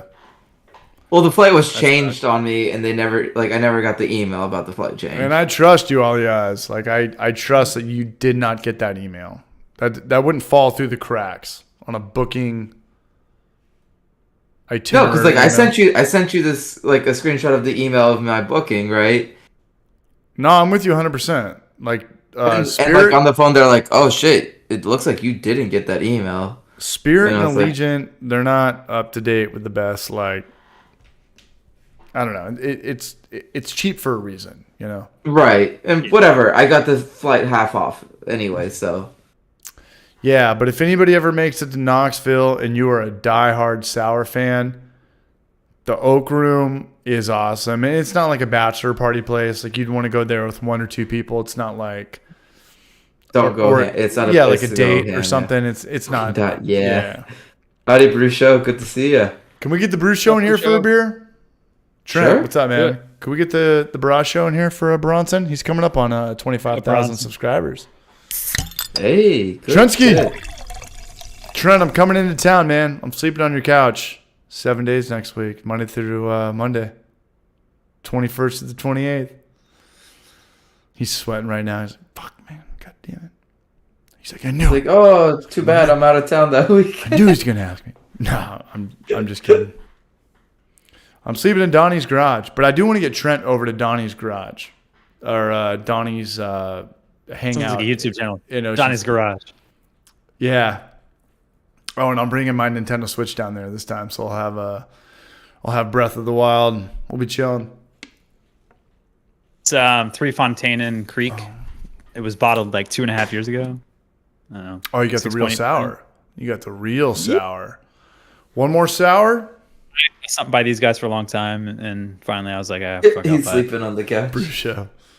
We're still going to hang out, though, Brew Show. Tuesday night or Saturday night? Por favor. Small batch brewing. Yeah. Yeah, the thing about sours, though, it's kind of a weird thing. Like the oak room is a Bridges third tasting room. It's cool to have that. Like, don't ever start a brewery just as a sour. Like, you want to have, your 7 popular styles take off, and then like on the offshoot do the lactobacillus, the Brettanomyces. Like, you don't want to just start. There's a brewery here in Austin, and they do nothing but kettle sours. That's all they do. Yeah, that's fine. But see, like, all right, so what he just said, like the whole oak room thing, they couldn't possibly just do that to start off with, because they'd be sitting on beers for like 2 years.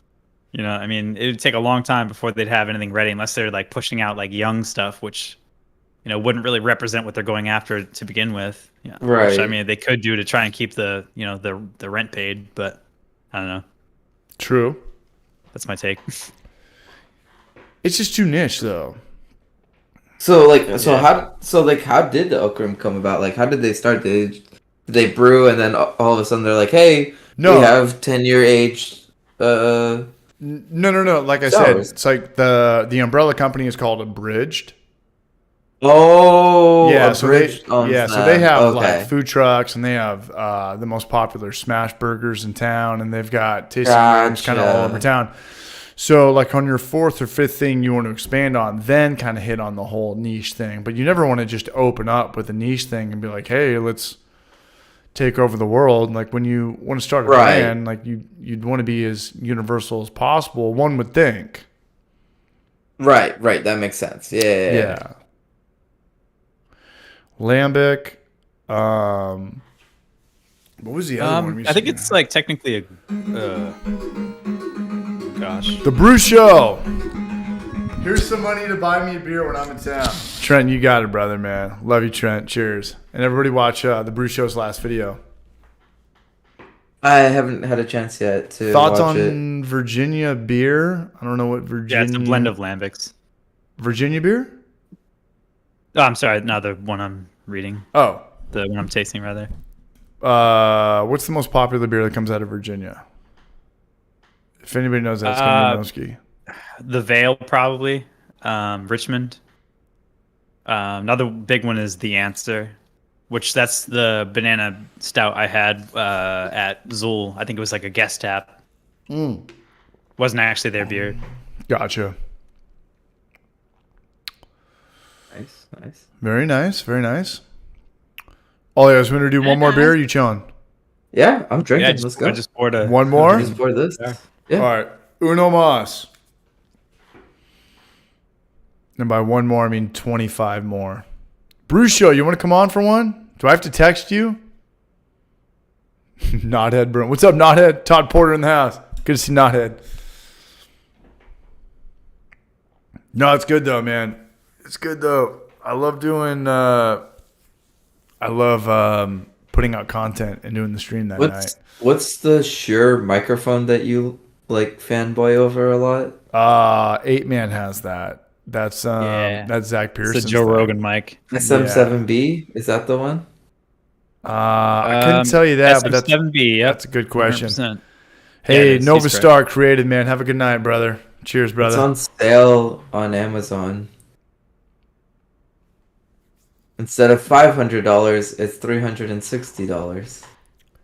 Yeah, it seems to be the going price. But by the way, CH, good Cloud question. Monet, your cat, the dude who's it's named after, it was his birthday 2 days ago. How do you know that?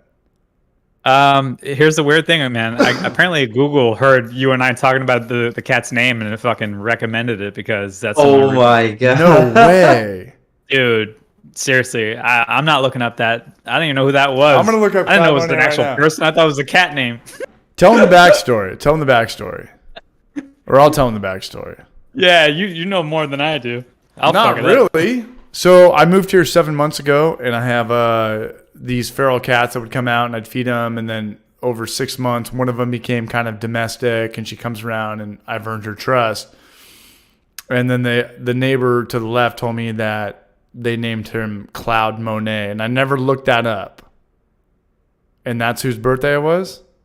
Yeah, 2 days ago, yeah. Not even kidding. Like I was like We're on my fucking phone. drunk. Claude Monet. French painter. Look at his birthday, dude. November 14th. It popped up in my feed. Man. I'm like, what the fuck? Alexa is big brother, man. Dude, listening to us, man. Alexa They're is like, alive we're and brewing well. a beer. They're like, all right. Holy a cat shit. name. And then like they recommended it like, days later. Claude Monet. Oscar Oh Claude my Monet, God. French painter. Oh, yeah. Funny, man. 1840. Jesus Christ. How does someone get remembered over like that long ago? When I die, just fucking throw me in the trash. Right. This guy lived till he was 90 years old? That's too long. Yeah, back then especially, that's like a feat. That's a long like- time back then. It's too, like, yeah. congratulations. You got a golf clap for that one. That's kind of gross. CH Rock and Apartment Merch. Yeah, Northwest Small Batch knows what's up, dude. Shout out to Steve. He's on a good one, too. He got a new camera. I was watching his videos today. He's got It's really good. looks really good. And his videos sound way better. Like his intro, I know he's doing a lav mic, and I hate lav mics. And then at the end, it sounds phenomenal. I got to hit him up and see what Apartment he's... Steve? Yeah. Oh, yeah. Oh, You hate lab mics? I hate lav mics. what Can't are say. lab mics? The ones you clipped your... Like the one, the lapel type thing? Yeah. Oh, okay, I okay. can't do it. Because every time Crucial you wants move to your watch head me or and this he'll and do that, NBC like it, yeah. Some pastry stuff. Can't do it. Can't do lav mics. But it's better than nothing. Back in the day, we used to film with just iPhones and turn them, and we thought that if we got audio, it was good. And then once you start editing, I use what you have, that shotgun mic, and it's kind of sucks. It's just inadequate. Doesn't do a good job at all. The Rode Although built-in you have one. like an upgraded one, you can actually there's like a decibel slider. Thing sucks. Thing fucking sucks. This thing's Right, it like does the biggest piece of job if you want like mediocre audio, but if you want if you're gonna do some like voice, not acting, but if you're gonna do some like voice type shit, you need a good mic. You need a good mic. Like if you're gonna walk around a carnival and just try to get random people screaming and shit, it's fine. But if you want to do an actual like sit down interview, it's the worst fucking mic of all time. Yeah. Chris Vodka's out of here. Later, Chris Vodka. Cheers, you brunch. All right, one more beer. Yeah. Yeah. Pop Right. up my One more beer. Uno más.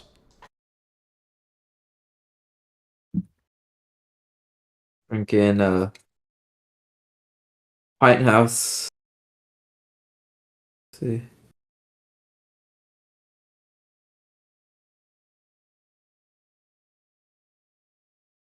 Guitar denoid. Although I do own a bass. I wouldn't call myself a bass player though. I wouldn't call myself a guitar player either.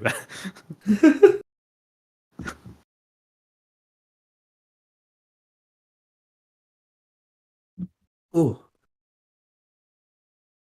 I still got my Pint House, saison nice. on tap. What? Hell yeah. Oh shit, dude! You got me jelly, bro. What kind is that? What's the? Give me the deets. That it's the same one as I did last time, but I had much better fermentation, and I used 5 pounds of strawberries instead of 4 for a 5-gallon batch. It's the same strawberry I'm sorry. lemon saison. I'm sorry. I thought it was you were flashing the Pint House can. I thought it was like a Oh. Pint House saison. Oh, no. This is just the Pine House hazy IPA that I'm drinking. Oh, okay. It's all good. Sean's still here. Yeah, Brew Show. I got hired to serve my beers and barbecue for a party for drifters and car dudes and stuff like that. Yeah, that's why my Instagram was kind of going. Stories were wild.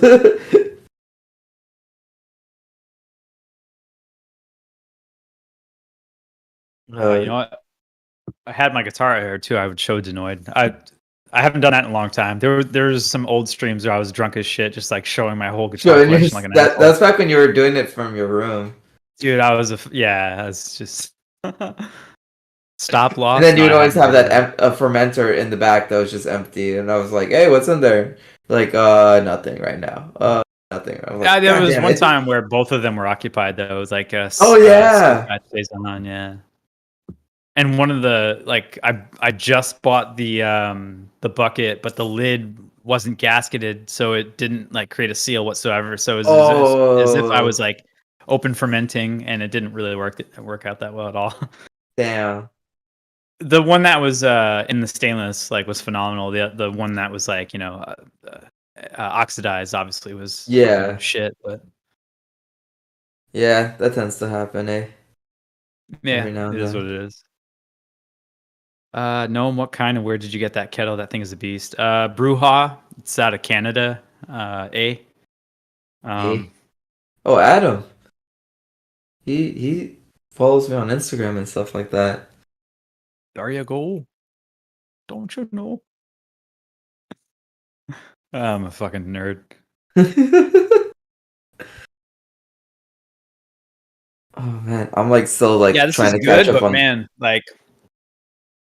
with the age, there's definitely a touch on the vinegary side, but Yeah, and the cherry flavors long since I don't know, it's just not really gone picking kind up of too much, thing. but yeah, it's more like a faint berry note, to be honest, but I Yeah. don't know.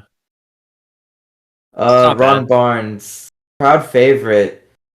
Ooh, I don't know. Like it was definitely mixed. I think the Mexican lager was I think everyone liked that one, and then that was the first one kicked. Then the pale ale, and then the sour. But I had more of the sour than the other two beers, so I think that's also reason why it lasted the longest. But You kicked all your beers? yeah, all my beers kicked, I'm gonna die on which this was my stream goal. tonight. That's a good feeling, man. Oh, it's a fantastic feeling. I know that more sounds beer. weird, but yeah, Because you know, like as people long as were like people are coming up to me enjoying like, "Hey man, why don't you bring more beer?" I'm like, Right. and then people were like, Oh, and I was just laughing and enjoying that, and people were like, "Why are you laughing?" It's like, dude, I'd rather you be wanting to have more of my beer than you saying, "Hey, your beer was okay," or like, "I'm heading, Right. I didn't finish my kegs," right? Yeah, Like, that's if I awesome. didn't finish my kegs, I would have known like, my beers were okay. Like, especially for that big of a group, and the fact that they killed way faster than I was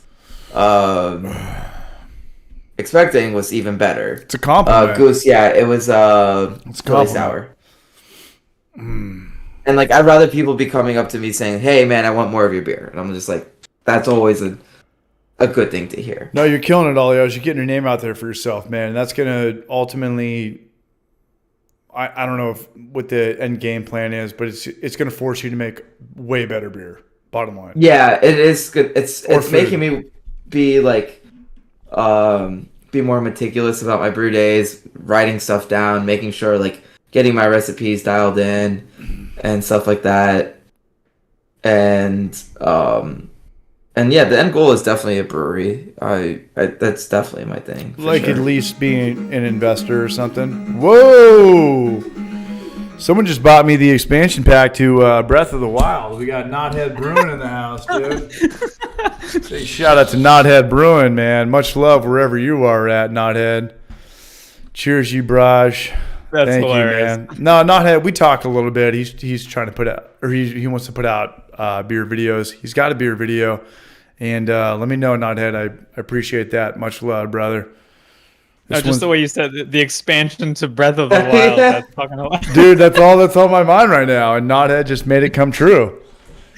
I That's finally know what it hilarious. feels like to be a kid waiting for Christmas in 1994 all over again, man. Cheers, Knothead. Much love, Braj. What's Knothead drinking tonight? We'll wait for it. Yeah, All that- that we've Suspense, talked about this, Big and every compliment week I'm that going to ask big- you this. big I'm going stick. to ask you this every single week. I'll ask: are you a better brewer or barbecue guy? What's the proper nomenclature? Griller? Like Pitmaster. Pitmaster. If I'm better. Yeah. I definitely have come like further, like in the amount of time that I've had in each. Like I've been brewing for 3 years, barbecuing for just over a year. I think I moved faster in the barbecue world than I did in the brewing world. Because you get more support with your buddies? Yeah, I have more people to talk about, to bounce ideas off of. Sure. And access to like good equipment. Right? When I first started, I was doing like brewing a bag off of like some bootleg ass shit.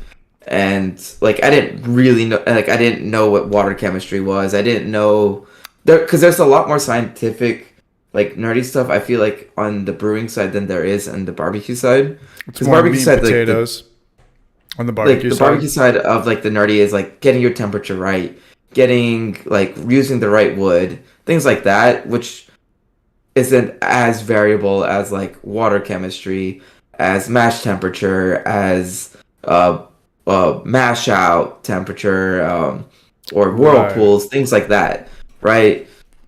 And so fermentation temperature as well too. Like in barbecue, you have to focus on like the big things, the meat and potatoes. And brewing, it's like right, really you're focusing on the small things, like the real, right? Yeah. And so that's why I think I was able to like move faster in the barbecue world. One, the support I had and equipment that I had, and two, that's actually the main two reasons, really. Still got the same passion for both, 50-50, or were you at in the balance scale? No, I still think I enjoy brewing more than I do barbecuing. Right on, man. Like I'll take a beer over a slice of brisket any day. Really? Mm-hmm. I'm probably on the other side of that because I'm new to brisket. Right. Not that you're more burned out than I am. I'm just like, it's a whole new world for me, you know? Like I know pizza, sushi, this and that. I just never got the barbecue thing in California. Right. Diego, and that makes sense. Yeah. You know, and you could say this about anything. Like somebody came into my work the other day and they had dill pickle buffalo ranch dip for chips. And I took one bite. I was like, this is the best fucking thing I've ever had in my life. That sounds fantastic. It's fantastic. And I know it's all a lot of butter, a lot of mayonnaise, a lot of, cheap thrills food. But there's something in there that I was like, this is like something you're going to remember and talk about. It's the shit like that like somebody, like if I try to make that, sure, whatever, it's just going to taste like butter, this and that. People take it to the next level. They put it in the freezer for 12 hours, let it fluff, sit overnight, bring it back in here, make it look like a cheesecake, this and that. It's the people that really hone it in that maybe you make money off it, or maybe it's just people like me that talk about it on shithead fucking live streams like this. But at the end of the day, like it was something that was phenomenal. Yeah, that chip sounds fantastic. Yeah, it's the same thing. It reminds me of kind of like all dressed chips, like those. Like, have you ever had ketchup chips? No, but here's yeah, they're atrocious. Ketchup really? chips? I fucking love ketchup chips. Oh my god! Every time I go to Canada and everything, I always Yeah, I had Fritos one time that were flavored like ketchup. I wanted to fucking vomit. They were Fritos. Disgusting. That's a different. I've had like the Lay's. Or like the kettle cooked ones. Oh yeah, no, so good. No. Nick saying, would I choose beer over Snow's barbecue brisket? Yeah, I make better brisket than Snow's barbecue. Oh shit! Shots fired. Shots fired. Only reason I can say that, like maybe back in the day they made great, but now they had that Netflix special that showed them, actually, and they are so flooded with people. They have to make way more than they're used to. They have to get a few more 1,000-gallon smokers and like that. And their brisket was like meh. Like yeah. Well, also like now they have. It used to be like one person like overseeing everything. Now obviously right now they have two. They have like two head pit masters, and then the rest are like assistant cooks and whatnot. And that's still a lot for them. And because just how many people they're having to serve. And so Beer Claws talking about Rudy's barbecue. Get the fuck out of here. Rudy's? Is that Yeah, it's a fucking chain barbecue place. Like they're okay. Like if you want just like cheap barbecue, great place to go. Like, but the only problem I have with their barbecue is like very hit or miss. Sometimes maybe good, sometimes maybe shit. It's like it's not consistent, which is something I would think they would have down as like a franchise, but it's just not. See, that's important to me no matter what the business is consistency. Like you should always put out the same product, the same service, the same like level, no matter what. And that's the thing with like when we go to like Brotherton's, when we went like if you go to like Franklin's, you go to Law Barbecue, they're Terry Black's. It's always exactly the same. Like it's fantastic brisket, fantastic ribs every freaking time. Shout out to Knothead again, man. Next time we're in Austin, the first thing we're gonna do Barnes is was asking. Yeah, I am smoking turkeys. I convinced my family to let me smoke turkey for for Thanksgiving. We're gonna go. I'm tired of oven baked turkey. It's not that good. Terry Black's. All that's in my fucking brain right now. I don't know how to do the passwords from Super Nintendo or any of that shit. The only thing in my brain right now is Terry Black's barbecue in Austin, Texas.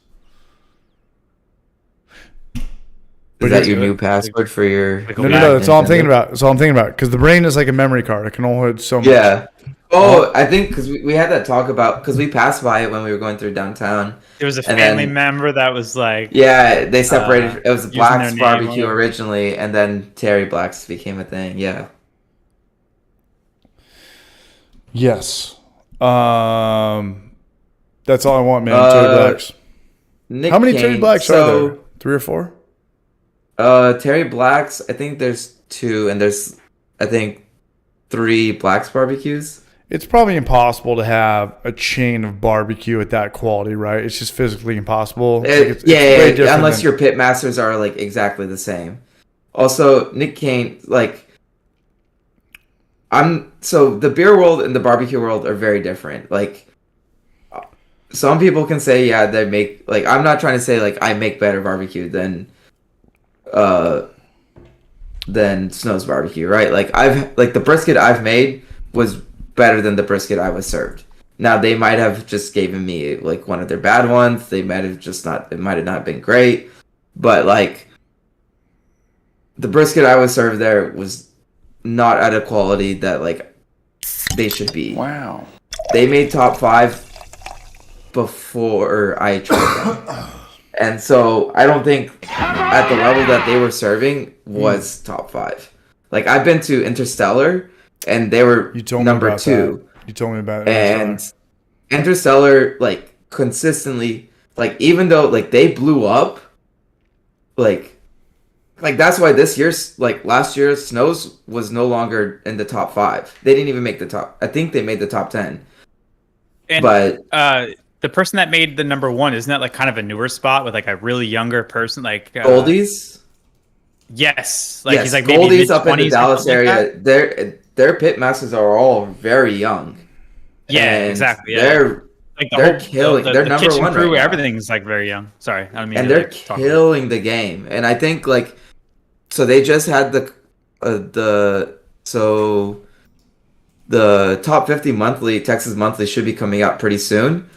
And I think Goldies is going to be either number in the top 5 again, for sure. I think Interstellar will also be in the top 5 again. Franklin's, I don't know if they'll, because last year they didn't make the top 5, but I think they'll be up there. They always tend to be. There's hungrier people trying to like make a name for themselves. No, there are people who are out there pushing themselves. Like Interstellar, like when they were showed as number 2, they had to like literally buy 2 more smokers off the bat because they were just getting flooded with people from around Texas and even around the states coming to like get their food. And so they're like, okay, we need more place to cook. But the thing is, they expanded and had to serve more people, but they kept their quality just as good as they were when they were ranked top, when they were first come out as ranked top 2. when Snow's got that Netflix and the ranking, like they dropped in quality because they didn't get the right amount of people. They didn't get the smokers. They didn't get like they just don't have. They just didn't keep up with the demand like other places have. Like Goldie's and Interstellar, they kept up with the demand. I would agree with what Nick Keene just said as well. Like, obviously, anyone in the top 10 is putting out some really great shit. Like, and, for sure. Yeah, they have their off days. I agree with that completely, actually. And the thing about Snows is they only serve I once guess a week. top 20, but which I would agree with that as well. But like, and the thing is, like, have you tried Goldies, by the way? I haven't.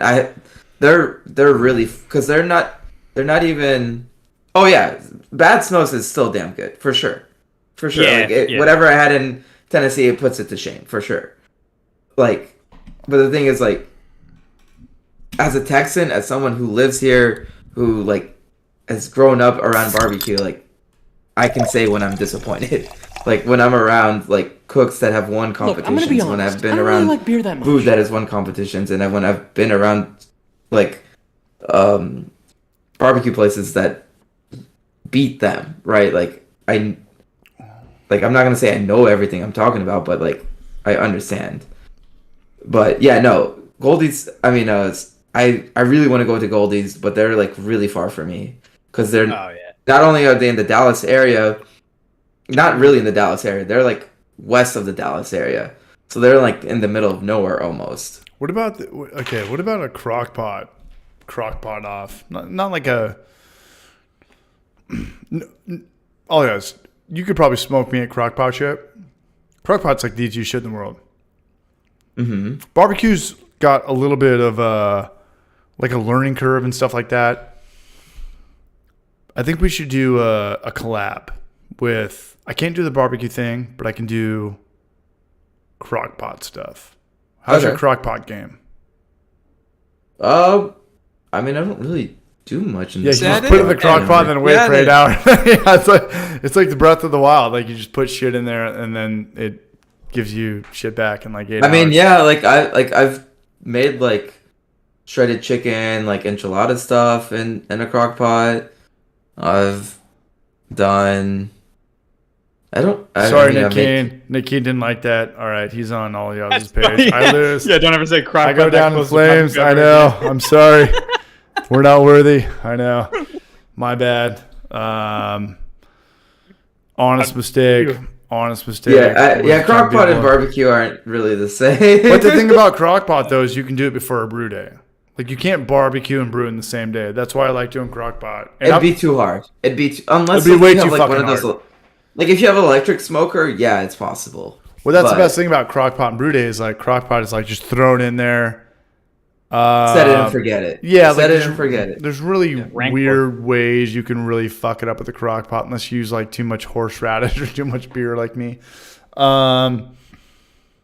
Or you are just impatient and you keep picking at it and you don't wait for all the bones to, pull out of the meat. To like melt off it, yeah. Yeah. I think that every grain to glass video from here on out, I'm going to do a crock pot, short little this and that, whether it's chicken noodle soup or something, because, you were talking about chili earlier. What'd you do that on? Slow cooker?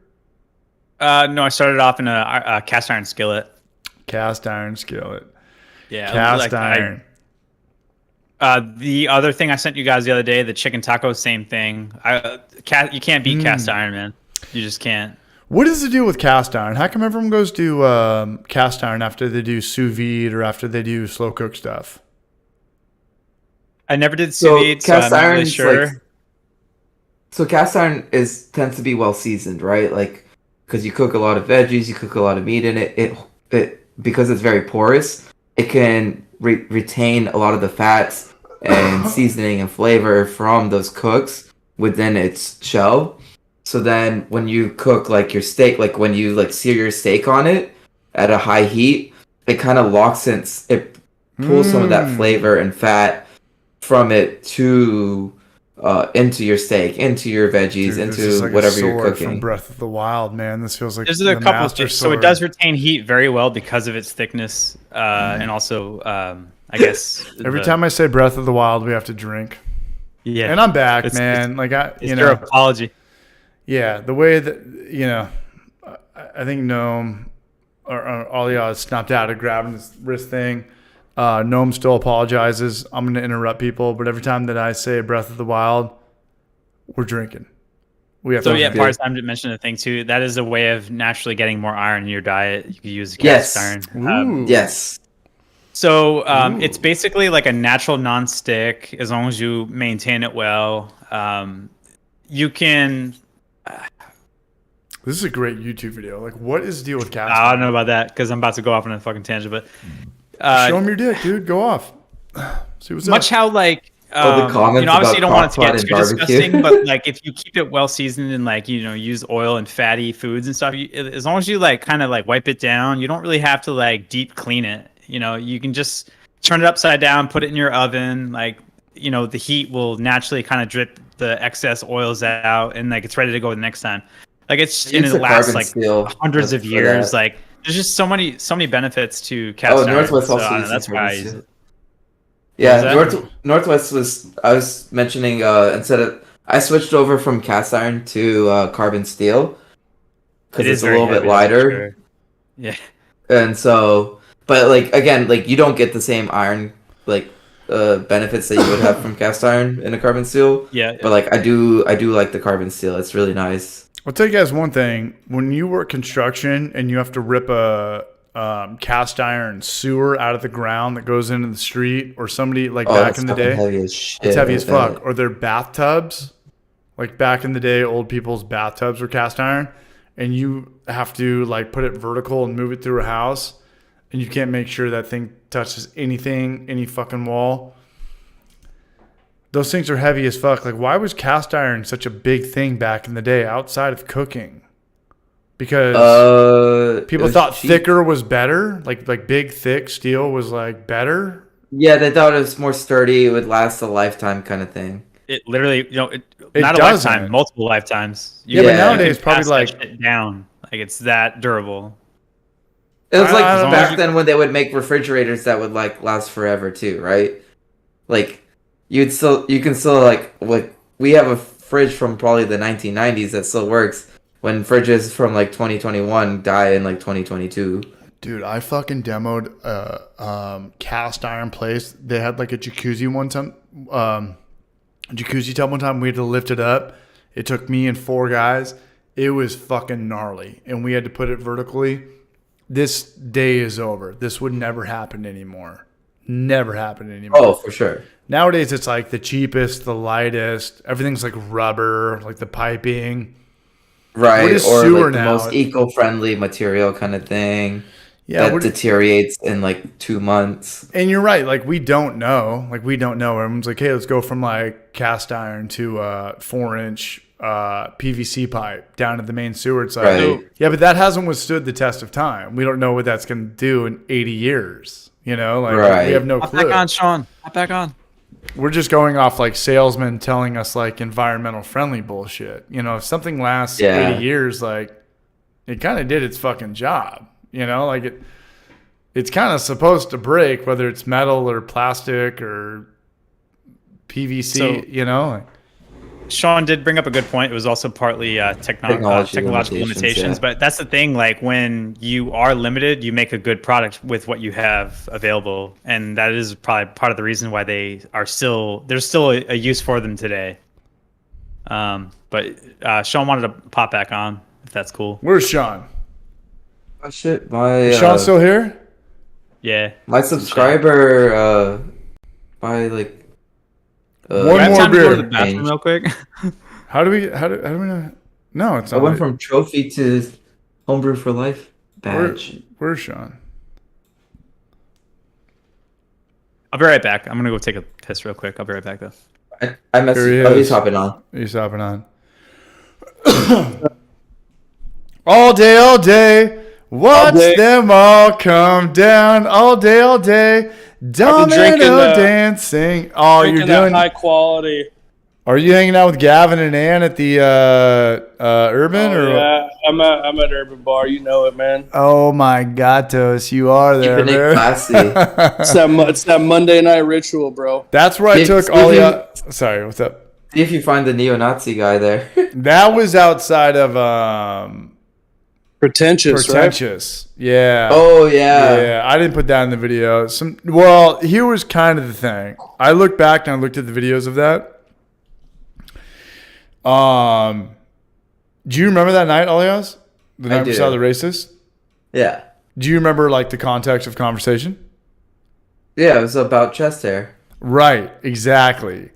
So the guy went up to you and he was like, "How long would it take you to look like Gnome?" And you're like, "I don't give a fuck. Like, fuck you."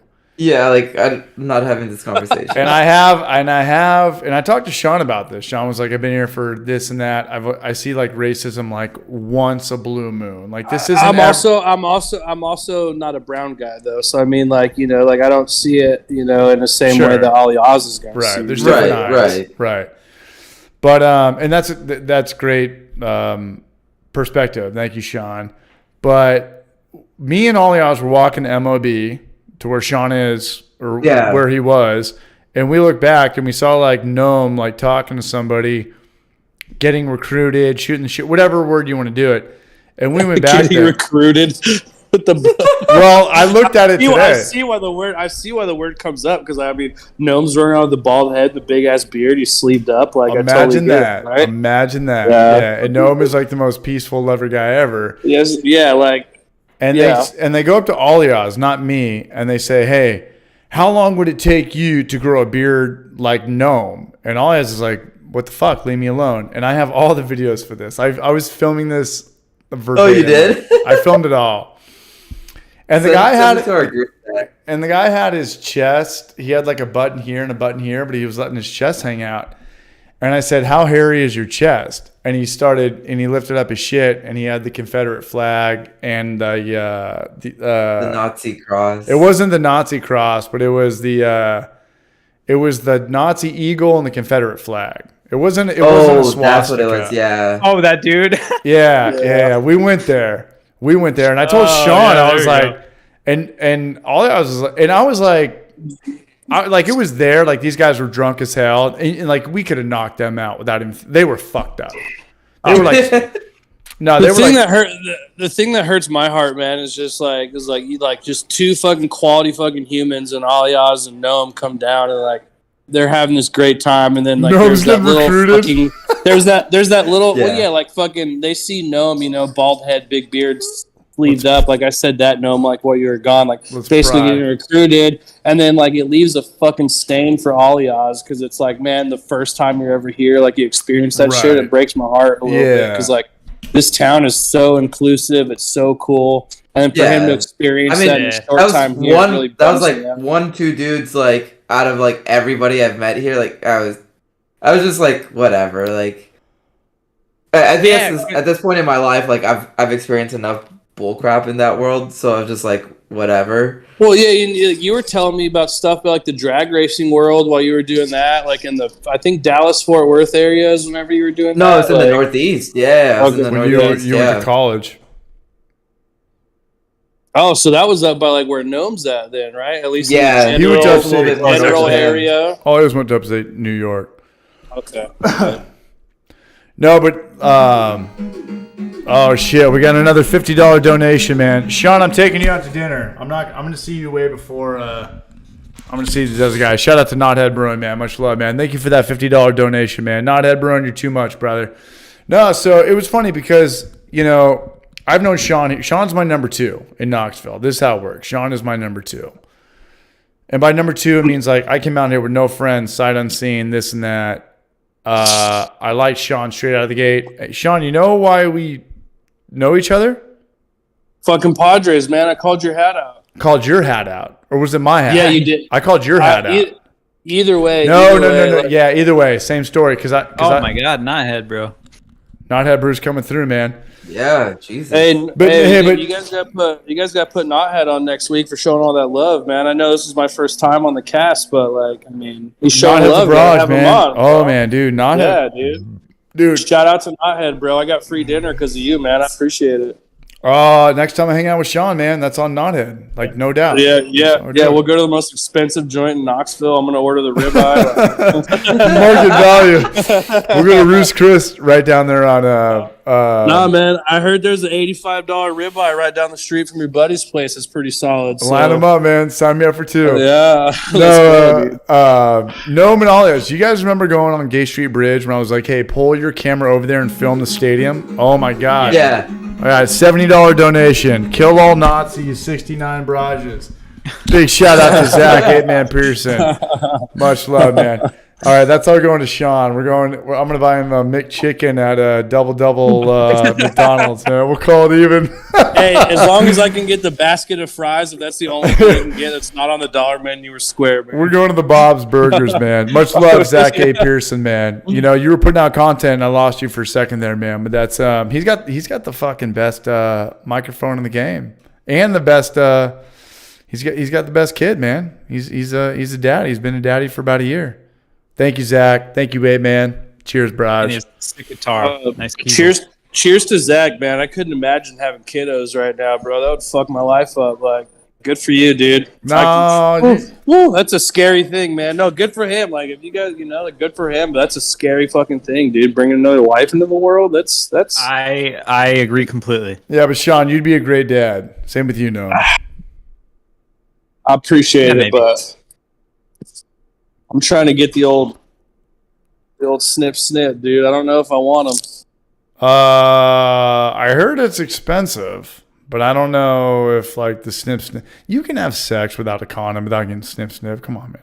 I don't know. We're not going to go. That's true. That's true, but like, I mean, if that's. I love how we went from like neo-Nazis to sex without condoms. Yeah, that was a segue that like segue. That was one hell of a. That was a segue that Johnny Carson couldn't even piece together. Oh, Elementary in the house, man.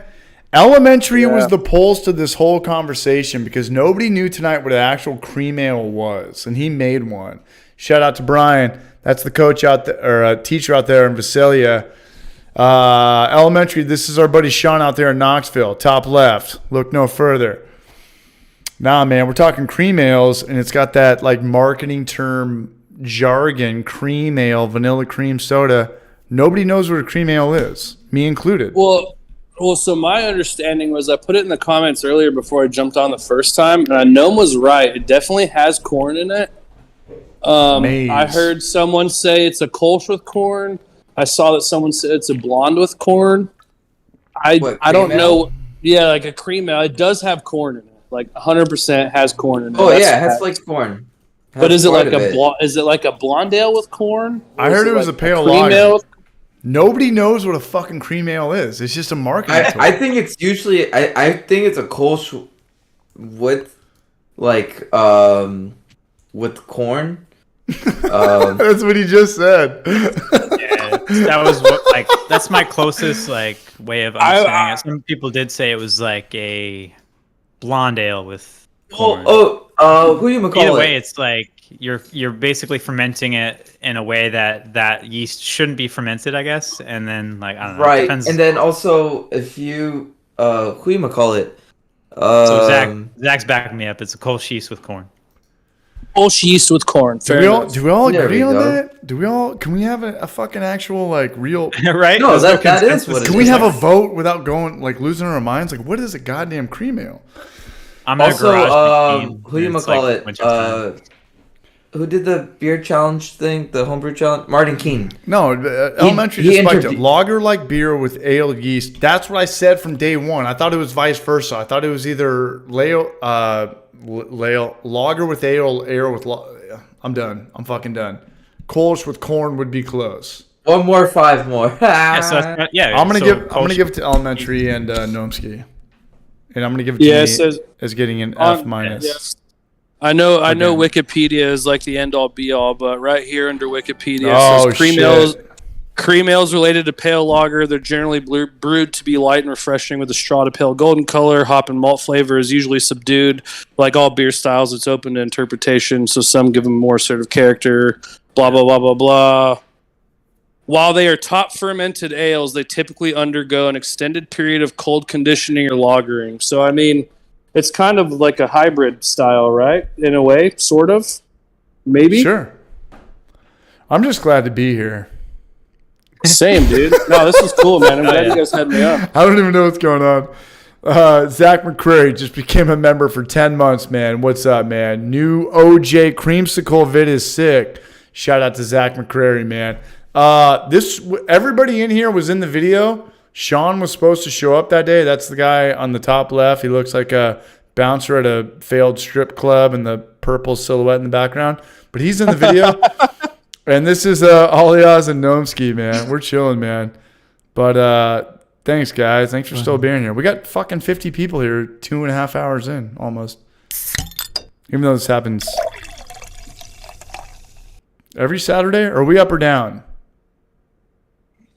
We're 47 right now. There's 50 people here watching us drink beers and bullshit. Oh, yeah. Right? We're not that. If I'm the best Street Fighter 2 player of all time and I go on Twitch, nobody gives a fuck. There's not one person here. We drink beers on the internet. People show Sometimes up. there's 100 people. Yeah. We're arguing about fucking cultures. What a fucking cream ale is. Crock pot versus barbecue. Hey, I know that you can't do barbecue and do beer day in the same day. That would be my nightmare. If you were to try to film that, like I want to do very good barbecue and a brew day and film that, I'm out. Yeah. Like, I'm fucking out. I wouldn't want to do that. It's too much. All y'all, did you kind of catch a glimpse or no when I was filming? Were you like, whoa, like CH is kind of in robot mode? Or Well, No. well, the thing was, like, I was ready to. to do something, and you're like, hold on, let me go. I need to film this. I was like, oh, okay. Yeah. You guys pitched the yeast without me. I don't even notice when you're filming, dude. Like, there's a lot of the shots in that video. I had no idea you were even like fucking like scoping me out. I had no clue. I had no idea you had me saying, like, caught me saying we have fermentation. Yeah. Yeah, I didn't know you were filming us taking all those shots together that I poured for you. Thank you so much. I appreciate it. No, I'm kind of silent but deadly, man. Sean, did you watch the end of the video? You did because you. Oh watched, yeah, no, that was the bit. Remember, I said this is the spot where that all went I'm down, sorry. boys I'm and sorry. girls. Yeah. I've been doing some drinking. Sean, for the record, I did 7 days sober. Not that that's a toot in my own horn. I'm actually embarrassed that I went 7 days sober that long. I haven't been eating food. No cigarettes. That's good. Those things is good. Those things will kill you. I almost wanted to quit the stream tonight. I did an Adderall pill yesterday, though. Wile E. Coyote. Just like putting his Roadrunner. Hey, all these 50 people. Hey, this Acme dude's button. fucking Yeah. crushing Adderall. Fucking, and I gotta clean my house. Let me take an Adderall real quick. Yeah, I'm like the grandma from Something About Mary, man. Just lift up that cushion and just, clean that shit up at 2 a.m. while you got fucking baby chihuahuas barking. But, no, I hit these guys up. Sorry, what's up? No, I was just saying it's cool, man. Like, I get it. Like, you had to take some time to yourself, but like, I was like, I always see the happy hour like after it's posted, and I kind of skim through it because it's a little different, watching it later than when you're watching live, kind of thing. Yeah, I was like, before it gets Oh yeah. I knew like I knew this one was like, oh, like the boys are gonna be talking about Knoxville. It's gonna be dope. Like, I'm trying to get in on that one, so I was like super glad you like brought me on. It was super cool, man. 100%, man. And Dude, that trip was fun. That was such a fun trip. It was a great trip, man. You guys want to do one more beer? Yeah, dude. I'm Yeah. here. All right, I just got one more beer. Okay, nobody go anywhere. Nobody go anywhere. I'm gonna go drink. 1 a.m. more. I know the Small people. batch. Me and Sean were bonding over the movie Accepted. Yeah. All right, And it was that one scene we were. Nobody I don't go know how anywhere. it came Nobody up in go conversation, and we both knew exactly what to say. And I was like, "All right, we'll have some fun with this." I was like, "Yep, I we're fucking." love how you had video of me behind the Yeah. The bar, yeah. register. Oh, dude! If the owner of that fucking bar ever saw that shit, he'd be like, "Who the fuck's that guy?" But it's a regular's buddy. Don't worry about it. And he's like, "Oh, cool." Like, he won't care. Okay. You won't care. I felt bad. I was like, oh, Nah, is it dude. okay to have- Because my boss lady, like, you were telling her about it the next night, and she was like, just don't tag the bar in that shit, all right? Just don't tag the bar. I'm like, no, it's going on YouTube. It's fine. It's all Don't good. associate me with these people that burn their feet on fire.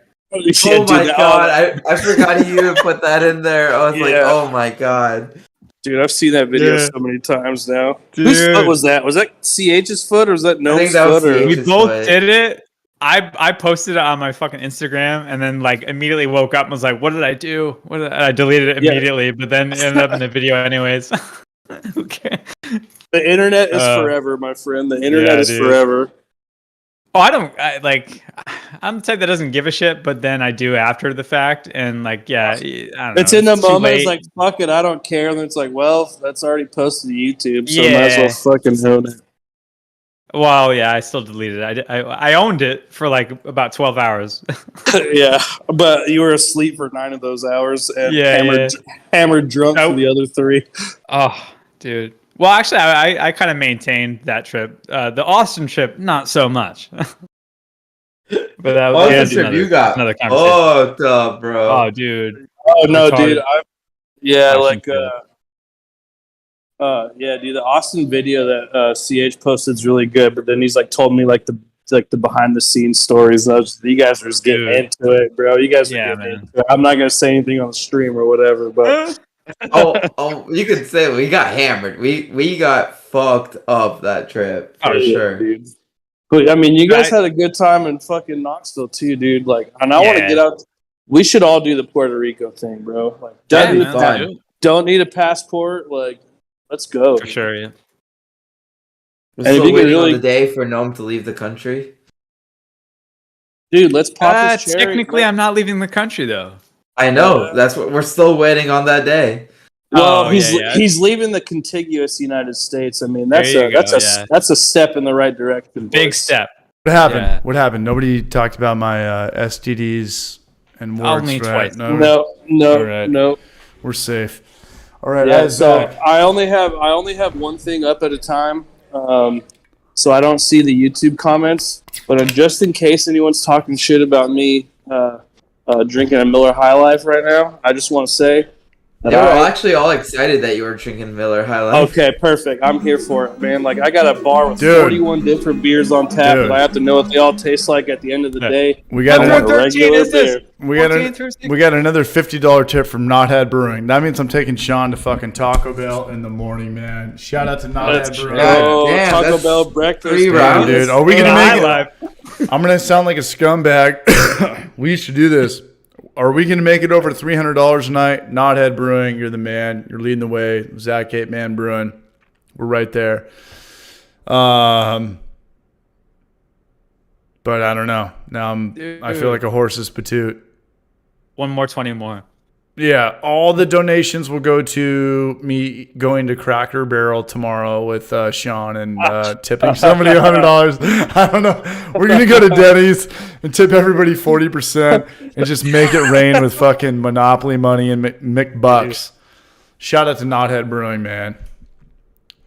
Is And this you gotta tell the server too, hey man, this $50 tip. Knothead, You gotta man. shout out to it's for Knothead. And then you No, gotta post he- a reel on it. No, not You only gotta that. post a reel. You gotta Nah, post a man. reel on Instagram on Homebrew for Life No. with the server saying, "Shout out Knothead, thanks for the tip, bro." Just the tip, baby. No, Knothead. Just I'm the going to tip. San Diego tomorrow, and by tomorrow I mean fucking whenever Monday is, and then and then Sean. I'm speaking drunk language. It's like I'm a full blown alcoholic in San Diego, and in Knoxville I'm a weekend alcoholic, and I love both. Can confirm. Can confirm. Can't confirm or deny. When I'm in San Can Diego, confirm. I'm hanging out with people, and all the money you guys just send me, it's going to be hanging out with Donnie and Maury and the Brew Show and this and that and yada yada yada.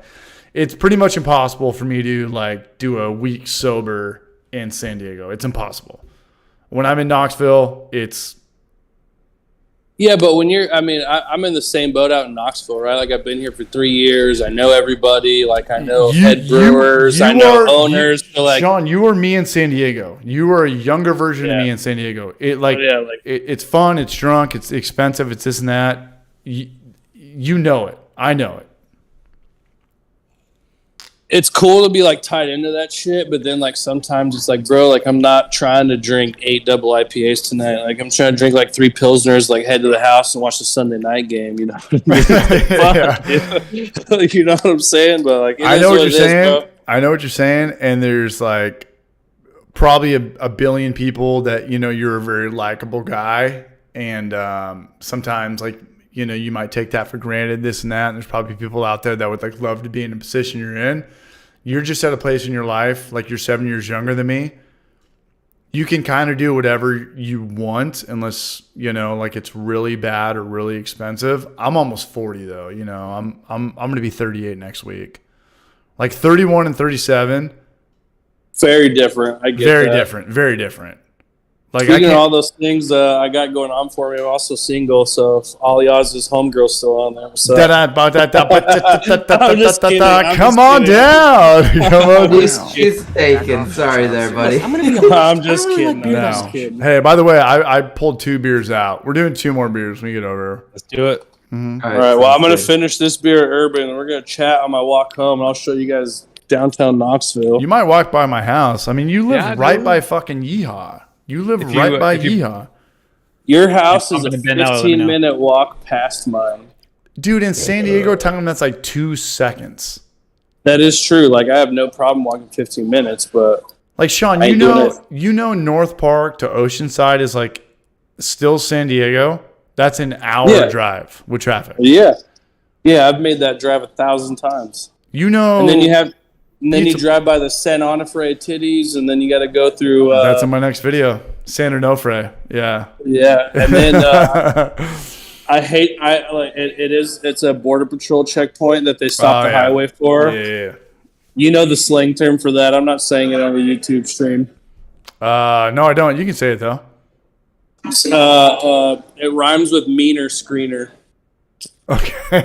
you did very good to keep Mark Zuckerberg from taking down this thing. No, man. I mean, hey, a little background behind Sean. Sean's fucking... Sean, tell us about yourself. I mean, aside... Oh, shit, man. I'm just a dude that loves drinking beer, and I live in Knoxville, and I bartend. Sean's not a burnout. He's from Las Cruces, Mexico. He's a Marine. He joined the infantry. He did his tour. He went to San Diego. We have connection. He knows San Diego. We don't know mutual people, but we know mutual people that love San Diego. We met through the San Diego Padres, and now Go Friars. Go Friars is goddamn right. And now he's probably my best friend in Knoxville, without question. Oh, that's so sweet. Yeah, show me your penis. Too. Yeah. And I think we're kind of on the same page. Yeah, we're opening up, but kind of puckering out, trusting people, this and that. But no. We're there's a reason I brought Aliaz and Noam to MOB a couple nights, because you're always good company. Well, I appreciate it, man. Dude, you're always good company, you know that. But like these guys, like I was like, I don't really know these. Like I've never met these dudes before, and like I recognize you guys from the stream, but then like within 5 minutes of meeting Noam and Aliaz, like we were all just fucking laughing, like talking about beer. Having a good time. Yeah, dude, it was just instant connection, camaraderie, chemistry. Yeah, it was just like good people. Yeah, and you know what, man? Like while we're on the subject, Sean realized he didn't like me because I was an Astros fan. Oh, yeah, when Chuck was banging. That was classic. That was fucking classic. That was good. So backstory on that, ladies and gentlemen. My good buddy Chuck Pierce is a lifelong Yankees fan. Love that guy. And the Astros cheated in like 2017 with banging trash cans. Uh-huh. And he became fast friends with Aliaz and Noam too. And so like Game 6 of the World Series, he was actually there and you were watching it, right? And there was those Phillies fans there too. And it was all cool. I was the only Astros fan in that whole bar. 100%. I'm stoked I was for the that. only Astros fan in all of MOB. And it was packed that night, too. Yeah, dude. And homie hit that 3-run home run, and like everybody's like, fuck, and you're just screaming and shit. And my buddy Chuck just picks up the trash can, starts fucking banging it, dude. Yeah, like hitting it like a Donkey Kong drum. Oh, dude, it was so funny. But that dude's good people, man. I'm glad you guys met him too. No, that was cool. Sorry. No, but what I was gonna say just a second ago is like, while we're on the subject of like instant camaraderie and all that, like with beer's cool. It tastes good. It's great. There's all these different styles, brewing, all that. I think one thing that people take for granted is how much that beer like brings people together. Like 100%. It's like I mean, even CH mentioned it in his thing. Like we're all beer, here. like beer is a uniter, not a divider. Yeah, 100%. Uniter, not a divider. That was it. If we were Mormon, nobody here would know each other. 100%. That's literally true. Like, sorry, I went there. Come together to talk about Jesus. I'm not sorry, but I still went there. No, that's hilarious. Yeah. But it's seriously true, it's like, oh, fuck, dude, like, oh, man, I had a bad day, like, hey, CH, like, I need some advice, bro, like, come meet me for a beer, like, hey, man, like, my girlfriend's pregnant, yeah, awesome, like, let's go have drinks and celebrate, you know what I mean, like, so, 100%. I don't know, just want to throw that little tad bit in there. No, not only that, that's how we all met each other. But when we met each other, it was our personalities that kind of connected us. It wasn't the beer. You know what I mean? Like, right. That was the introduction. But if we weren't cool people and we didn't get along with each other, we wouldn't really like meet up again. But yeah, right. It's like the beer got you there, and then just like the way your personalities meshed, like kept it going. Right. Well, yeah. here's exactly. Here's the big thing is that I think that people that make beer are very proud people, and there's a pride of ownership, and I think that there's a lot of talent, sometimes in this room or this chat, or sometimes when I go to breweries and there's just a homebrew meeting going on, I know that there's guys in there that are like dissecting fucking rad beer recipes way better than the commercial guys at Stone or Budweiser just turning nozzles and shit like that. But when you make a good beer, and I'm gonna make, spoiler alert, Sean, you know about Swami's IPA. These guys have not had that. I represent fucking Pizza Port, man. Like that beer will always have a fucking piece of my heart. I love that beer. And not only that, but I think that's the beer that got me into homebrewing. I think that's the best craft beer of all time, and I'm gonna explain that in the video. But like, if you make that beer, people can be like, okay, this is great, whatever, this and that. It's a great beer. If you, if you drink that beer, you're going to be like this and that. If you make that beer, you're going to be like, this is going to be the best beer of all time. It's straw. It's 7%. There's no off flavors. It looks like a Coors Light. It is a West Coast IPA. That's what got me into beer. If you make that, and people can like make beers like that with you, like you're gonna have people to talk to. Like this is what that is. Or even like clone that. Like people that fucking make cucumbers or grow weed all day or green thumbers, like they want to talk to people and this and that. Like all the guys, I was like, what are you better at, barbecuing or brewing beer? He's like, well, probably a barbecuing because like I can talk to people and get better in this and this feedback. That's a community. Like that just created like a masonry, like a club. 100%. Like just to get away from like your wife or the world or your classroom or your college or your job or your teacher and be like, hey, I just want to make beer or make food or make crock pot shit. And these 5 guys get together and they all share the same interest. They're kind of proud people. And that's kind of what this is. That's where I was going with this. Yeah, no, I totally I took the back way home and then went back to school on the first day when I could take in the bus. But that's what I was trying to say. Sorry. No, I mean, I totally agree. It's just like, it's a niche community, but like that kind of makes the community tighter, right? Because it's not, like everyone loves Taylor Swift or everybody loves pizza or some dumb example, but like Pizza Port's still around. They're still around, right? Pizza Port will always be fucking around. They ain't going anywhere. Like, you know, I just love the name Pizza Port. Like, I think that's a fantastic fucking name. Dude, it sounds like a joke from like Toy Story. Like, hey, it's right? Like it sounds like a generic pizza place from a movie or like a TV show. Yeah. And I'm 100%. Like, I love that. But that's the thing. It sounds like a joke when you just hear about it, dude. But from top to bottom, like the beer, like we just talked about, like not only is that their flagship IPA, that's like their flagship beer out of everything. And so, like, the food is legit. Their spaces are amazing. They're well thought out. Like, if we go to California, Pizza Port is on the list. And Sean, you know what? It never went to like $4.25 packs. It was always like a $6 a 6-pack and a 16-ounce cans for like $12.99. Yeah. Back when, like, in San Diego, when they had this fucking ego of craft beer, we're gonna like forge, $30 4-packs. Lagunitas, Pizza Port, and Sierra Nevada kept their prices. And looking back, it made them stronger. Yep.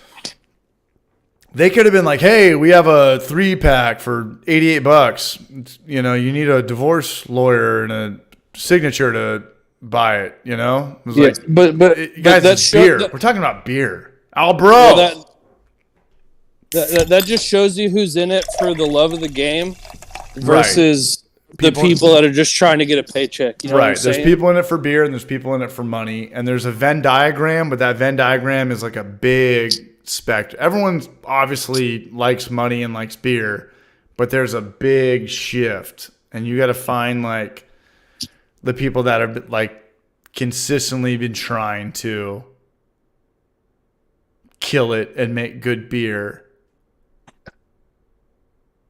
That's the boutique shit that I like and and I seek out. But no, at the end of the day, like, that doesn't sell. Like, people want like the mass production fucking bullshit. Sean, did you make it home? Sean froze up. You still work. He froze up. What happened there? Might be switching from data to Wi-Fi. Damn, dude. Elementary Brew Code just tipped me $50. And dude, you get some donies today. We're getting some donies today. I'm gonna kill it. I'm gonna bring it back in. We'll do one more. Pop up in chat, but I saw it in like the feed thing. You're big on Chicago pizza. The deep dish pizza. Yeah, you mean it's one of the things I can't do, man. Dude. You mean like casseroles? It's not a pizza. It's a casserole. I'm the scumbag that brought up tipping me money. Let's try it again, because I don't know. It's been a while, but man, like I don't. It's like the ingredients are out of order. Kind of fucks with my head. You know what I mean? Yeah, no, yeah, I know what you mean. Yeah. I don't know. I'm gonna give Brian a shout out on my my Instagram or my social media right now, man. That guy just tipped me $50. Yeah, that's crazy. That's crazy. What happened to Sean? I will say this: Brew Show turned me on to which I still haven't tried it yet, but it's like an hour away, so I have no excuse. New Haven Pizza, like New Haven, Connecticut. Yes, like I have to get down there. Okay. It's actually really good. I've heard so many good stories, like, but I have no. So when I was living in Connecticut, I knew I was going to be moving there, and I looked up. Did we all cut out? Pizza. No. I was just distracted because my heater kicked on. Hey, by the way, the last Homebrew for Life video is like fucking killing it. Nice, man. Is it the most recent one? The three of us, brewing the beer. It looks fun, man. It came. The only thing I was like, man, I have like no talk. I didn't talk whatsoever. I was just like, That's like a mute. No, come on. I mean, the man. only two things I say in the video is ask me about my wiener and we have fermentation. No, we have fermentation. Those are the two things that my voice are in the video, and that's it. Yeah, but no one's supposed to be cool. There's nobody in that video that's cool. Oh yeah, no. We're just brewing, and I'm filming B-roll, and I'm like putting a song over it. No. That was awesome, by the way. You're like, if Brewing had like a theme song, this would be it, or something like that. I got a comment. I got a comment for that, and somebody knew what was up. Nobody. That's awesome. Nobody in here caught that though. That video game. It's probably the best. It's probably Final Fantasy. No. No. I'm very addicted to the Castlevania games. More so like their composers, and that's the best video game for, I think, on PlayStation 1, aside from probably Final Fantasy 7. That game is called Symphony of the Night, and somebody picked up on that. So that was Final Fantasy 3 in the States, no? Or am I wrong? Well, you're still talking about Final Fantasy. I'm talking about Castlevania. That's Konami versus Squaresoft. Yeah. Jesus Christ, I'm oh my god, I'm sorry. No, you're chill. No, but that song, because all I do is I listen to video game music, like when I'm editing and when I'm in the shower when I'm brewing. And I was in the shower one day, and that song came on, and I was in the bathroom in the shower, and I felt like somebody was painting a picture to that song. And I was like, you know what? I'm going to put this in a Homebrew for Life video and see if like it works. I don't know if it works or not. I don't fucking know. CH packs more content into 7 minutes than any other brew tuber. Shout out to Northwest.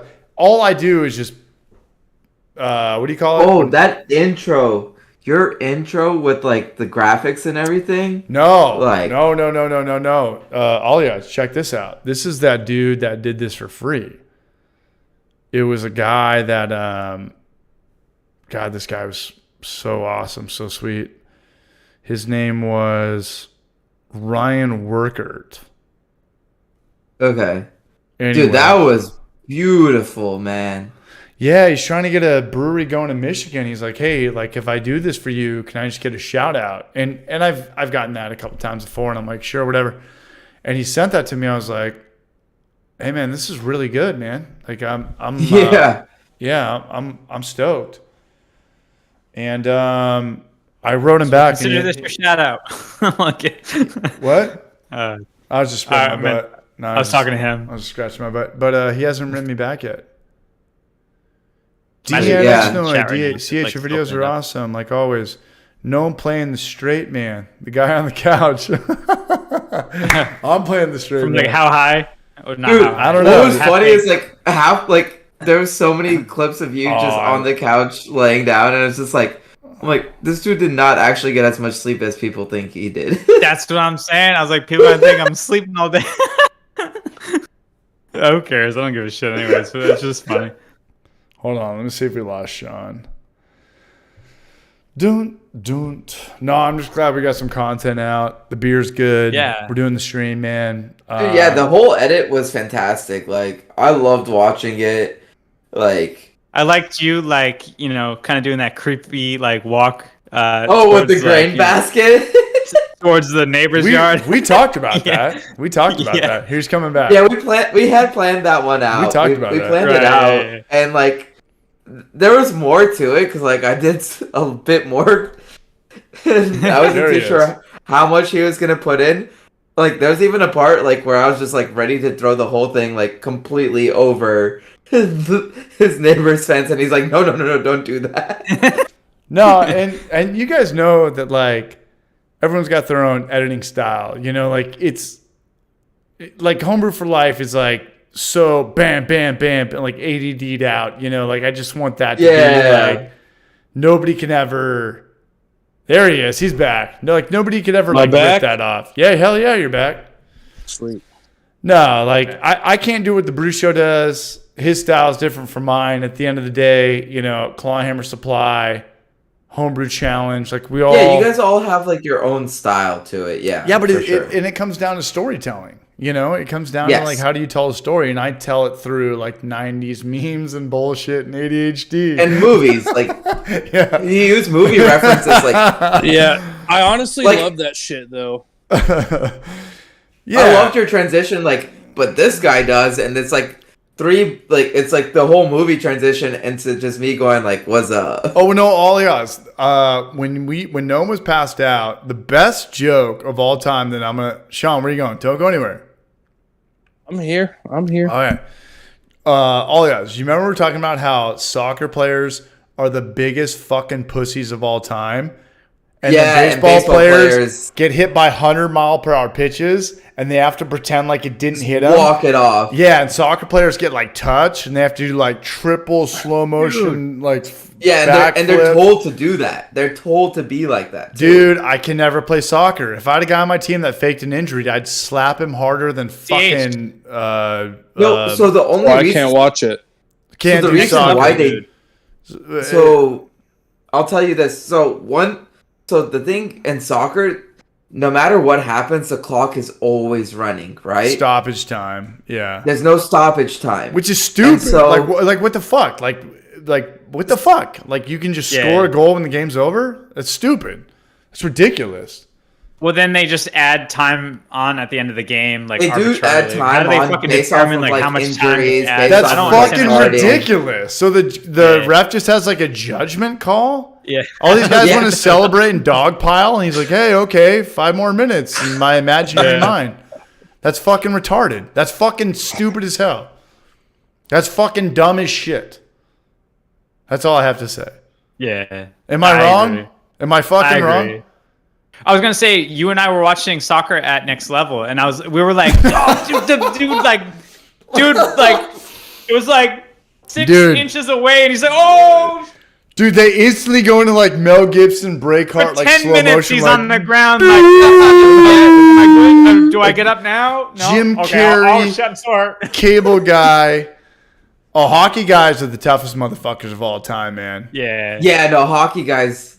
They Me at like an accelerated there rate. are when a we fucking few fall soccer on the players ground. who are just like, no, I'm gonna beat the shit out of you. But Like what pisses me off, Ibrahimovic. but what pisses me off even more, I talk to soccer people and they're like, "Dude, this is like part of the game, like this." And I'm like, "No." I'm like, Doesn't "Hey man, have to be. like I liked you, like I met you, we had a drink, this and that." They're like, "Hey, like, yeah, my dad's from like Argentina, and this is like a part of the game." I'm like, "You just like, if someone touches you, you have to like sell like the injury." I'm like, that doesn't work on like a That's lot of bull people, you know, like Yeah. you know, like just because someone like touches you, you have to scream bloody murder like a 4-year-old girl with a skin knee and a cul-de-sac. Like this doesn't work on like Yeah. the world. They're like, no, like Yo, you'll get is calls the this way. OLED? Is the OLED switch worth it? No, I can't ever get behind it. I'm not into it at all. Like Okay. not even close. Soccer's Where's already the kind thing of like too, a is, like pussy sport. I mean, it's a cool sport. Like I like soccer, like the big guys at soccer that are good. But like, you know, grown ass man kicking a ball full air. It's kind of a weird sport. And then like fake injuries and shit like that. It's kind of a sorry, stretch like- for Americans. Yeah, that's why I'm sorry, most I think we sports talk about this can't- too. Like, I don't think it'll never succeed in America. They've tried for like literally decades. It just doesn't stick. But why is it the other way though? How come no sport ever succeeds in any other nation? Like how come we have baseball, football, hockey, and this and that? Whoa, But why does like, baseball is big in Japan? Like it in is Japan? I'll give you huge. that. Mexico as well. Also, Colombia, any of the Dominican Republic, Like, look at all of our Okay, like, look at most of Venezuela. Okay, the big players in the United States. They're all from Dominican Republic. They're all like oh yeah, from yeah, yeah. Colombia. Right. Okay. all Yeah. these places. All right, That's where baseball is big outside of the United States. right. It is. Basketball is huge in China, huge in Europe. Like I those understand sports are that. kicking No. it. I'm not talking about the talent. I'm talking about the professional level. I mean, So like, if football is so big, okay, why? because the reason is because America's budget towards sports is way higher than a lot of other countries. Besides, like other countries have soccer where they put all their money into. Because also remember, America is a much more wealthier country than a lot of countries out there. I'll give right? you that. Yeah, and that actually, 100%. I would add to that is that's part of the reason why they play those sports. It's a gateway to wealth. Right. Like if you play soccer, yeah, you can make it, in European. But then leagues and also stuff, but also China's a huge country. They have the money, right? But the thing is, they're paying like their engineer. Well, they're also communists, so they don't pay that well, anyways. So, but they're gonna reward their engineers and scientists a lot more than America does. America is built off of like giving people fame. Like people being famous is worth more than being smart. Or being like a military leader, or actually being like somebody worthy in the people, society. Right? Like if you save 20 people's lives, no one gives a fuck. If you have like a B-list movie and like Instagram followers, people suck your dick. And that's what's sad about that's what's sad about America. That's like going on a tangent, and it's just pitiful. But that's how it is. Like we live in a world. It's all driven on like popularity. Like followers, subscribers, right? This, but you go to other countries, it's not driven that way. Sign me up. I'm not going to get into it, but yeah, I'm not probably politics and shit like that. Anyway, all I'm saying is that soccer bombs in America and it fucking kills it outside of America. But all these American sports, like the NBA. Oh, okay. So I'm talking about money. I'm not talking about high school kids playing it. I'm talking about the second biggest market for like if you don't make it in the NBA, what's the next best country to go? Spain? China? Mm-hmm. Okay, so if you're good at soccer, you have everywhere to go. You can go to France. You could play in Manchester United or Germany or Paris Saint-Germain. Like there's a million countries in Europe that can like all eat soccer up. It doesn't work in America. Soccer, we brought in like the Beckhams and the Thierry Andre. No one gives a fuck. But if you bring, the NFL has been doing this for years. They bring in the Saints versus this and that, like the highest profiled guys ever, like Tom Brady versus Drew Brees, and they'll play a game in Edinburgh or Toronto, and they try to get it going out there. No one gives a shit. Like no one really gives a shit. No, you're right. That's what I'm saying. I'm not talking about like it's popular at also, like a high school level. I know that basketball is popular but soccer's around the been world. a tradition in those countries a lot longer than soccer's been a tradition in our country. Sure, right. It's got hundreds of years of like your grandfather telling you like to do this, right? And that's what like the things like basketball and soccer. I mean, basketball, football, and baseball. They all have long traditions here. What up, Connor? In America, and they don't have it over there, right? Right. That's why like soccer does well over outside, and soccer doesn't do so great here. Right. And at the end of the day, like soccer and same with but basketball does great in a lot of countries. Like Europe, basketball is very competitive, very competitive. Like if you watch the Olympics, because we do have quite a few Europeans in our leagues. So when they go back to play for their countries, they are carrying their team. They are but they don't have to. It's not just the players that are in the NBA that are carrying the teams. It's their own European folks that are working with them and really putting down points. Duly noted. Yeah, it's a matter of time, And then hockey is huge as well, like outside of the United States.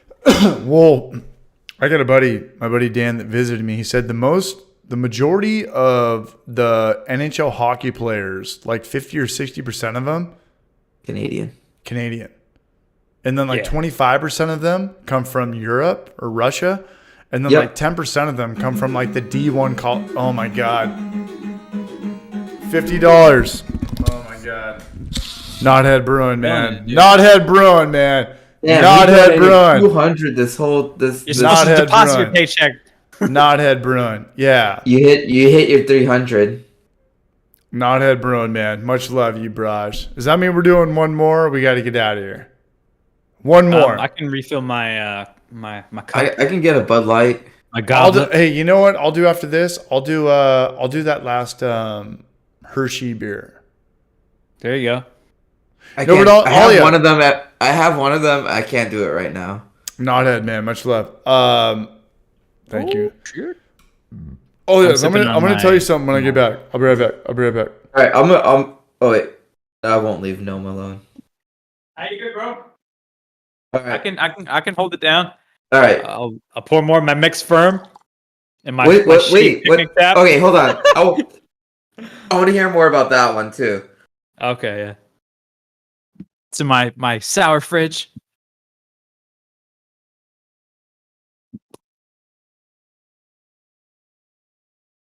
All right, people. What do you want to hear? I'm boring as hell, and I have nothing to talk about unless people feed me questions. But yeah, there you go. Quick backstory about this beer. I brewed it on July 4th, so it is definitely. Oh, and also I'm drinking out of a Just Brewing glass. What's up, Jess? Even though you're not here.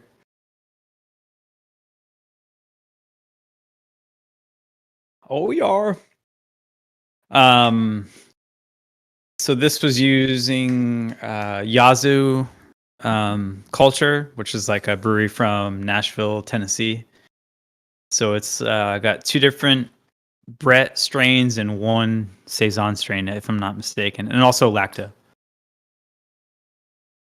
All right. Well, CH is going to smoke a cigarette. Tell me about your mix farm. Nice. All right, Denoid. So first off, this is actually my one and only system. I've never brewed anything. I heard that, Alias. I haven't had a cigarette in like 10 days, bro. I heard that. Hey, good on you. No, thanks for calling me out, man. I love when people call me out. You know why? Because the toughest love is the fucking best love. Yeah, dude. No. Good friends call each other out, man. 100% man. 100%. Hold on. Yep. Just couldn't support the call anymore. Ron Barnes. Sean it's MLB says Bootleg what's up, Biology, which is also out of Nashville, Tennessee. So they do really good stuff. They have a Jester King culture. They have a Rare Barrel culture, Yazoo, and a couple others. Jester King a lot. Yeah. Oh, I love. I've only had a couple of their beers. Only the ones that are available up here. Obviously, I'm not privy to the stuff that Alias can get his hands on regularly, but. All right, what did you want to tell me, CH? What'd you think of my house, man?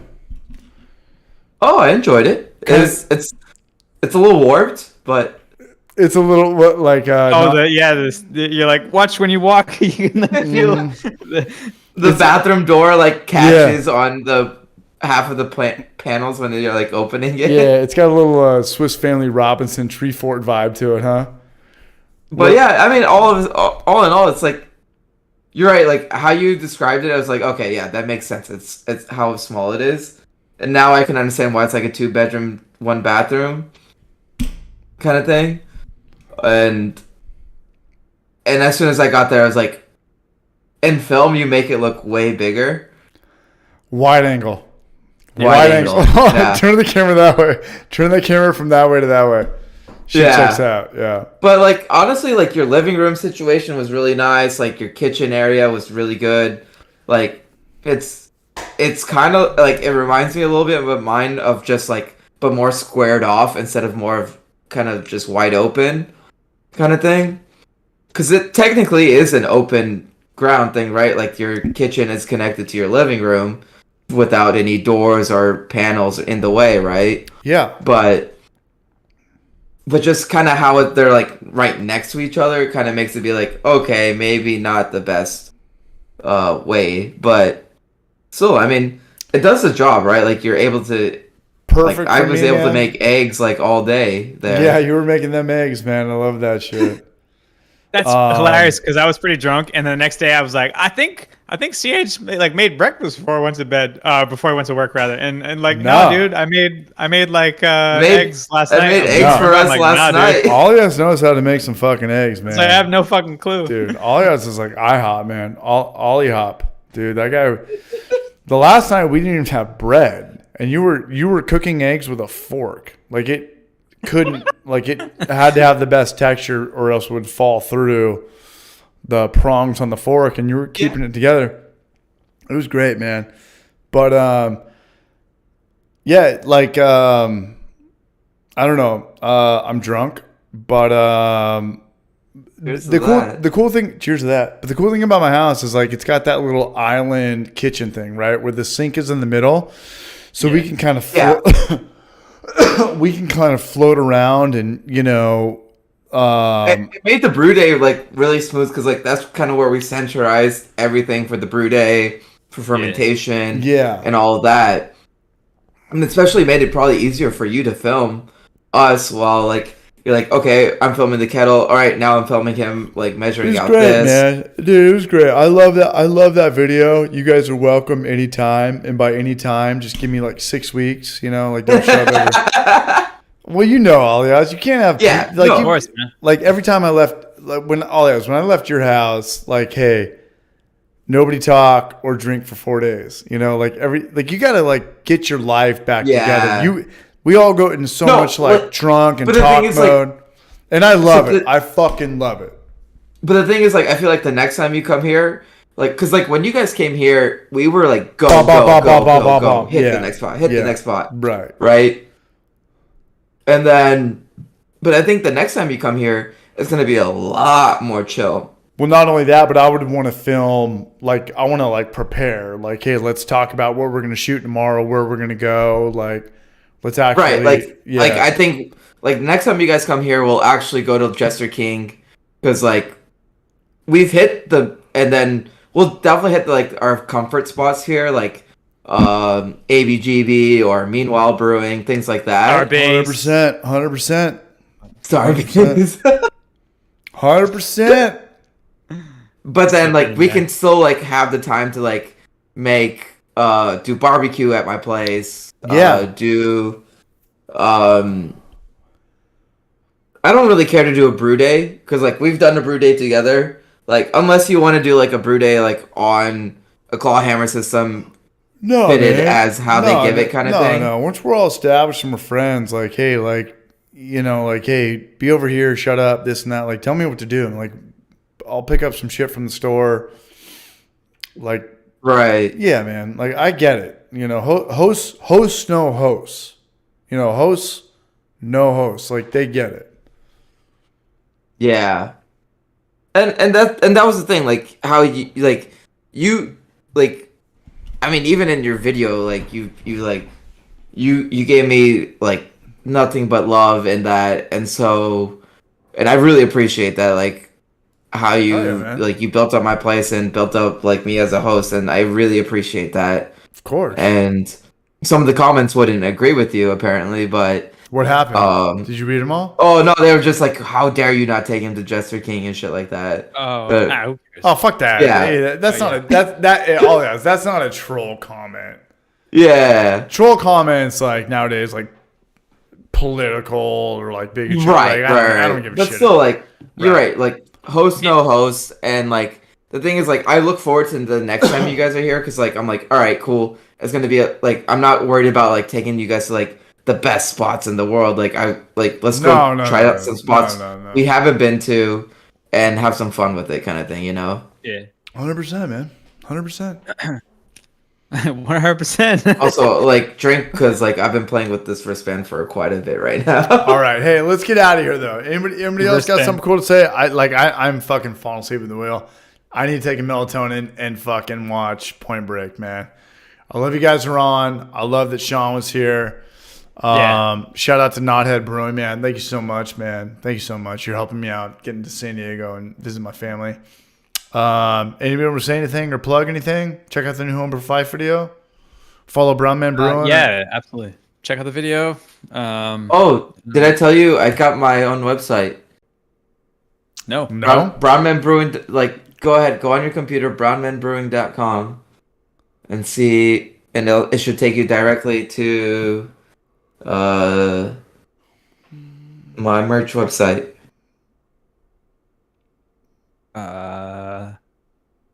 Plug it, dog. Yeah. Put it in the chat. I'm gonna fucking eat a bunch of mushrooms and watch dude, Game of Thrones and Rewind. Invite me, dude. There you go. Let's do it. Denoid, awesome stream. Let's get out of here. Sun's out, brews out. That's funny. Did we say anything we have to take the stream down? I'm sick of taking this shit down. No, don't. Just leave it up. Hey, Knothead, man. Thank you. I owe you, Braj. All right, let's get out of here, man. Love you guys, man. Let's get out of here. Love you guys too, man. Have a good night, everybody. All right. I'm going to kill it. I'm going to go home and jerk off in the fish pond. We're good. Ron Barnes looking out. Yes, Adam Hattie soon. Sorry. All right, everybody. Let's get out of here. Let's get out of here. Is that good? Guys, I'm sick as shit. I don't know if you guys can tell by this. I got to get the fuck out of here. Love you guys. Love everybody in here. I got to get down here. I'm out of here. I'm out of here. I'm out of here.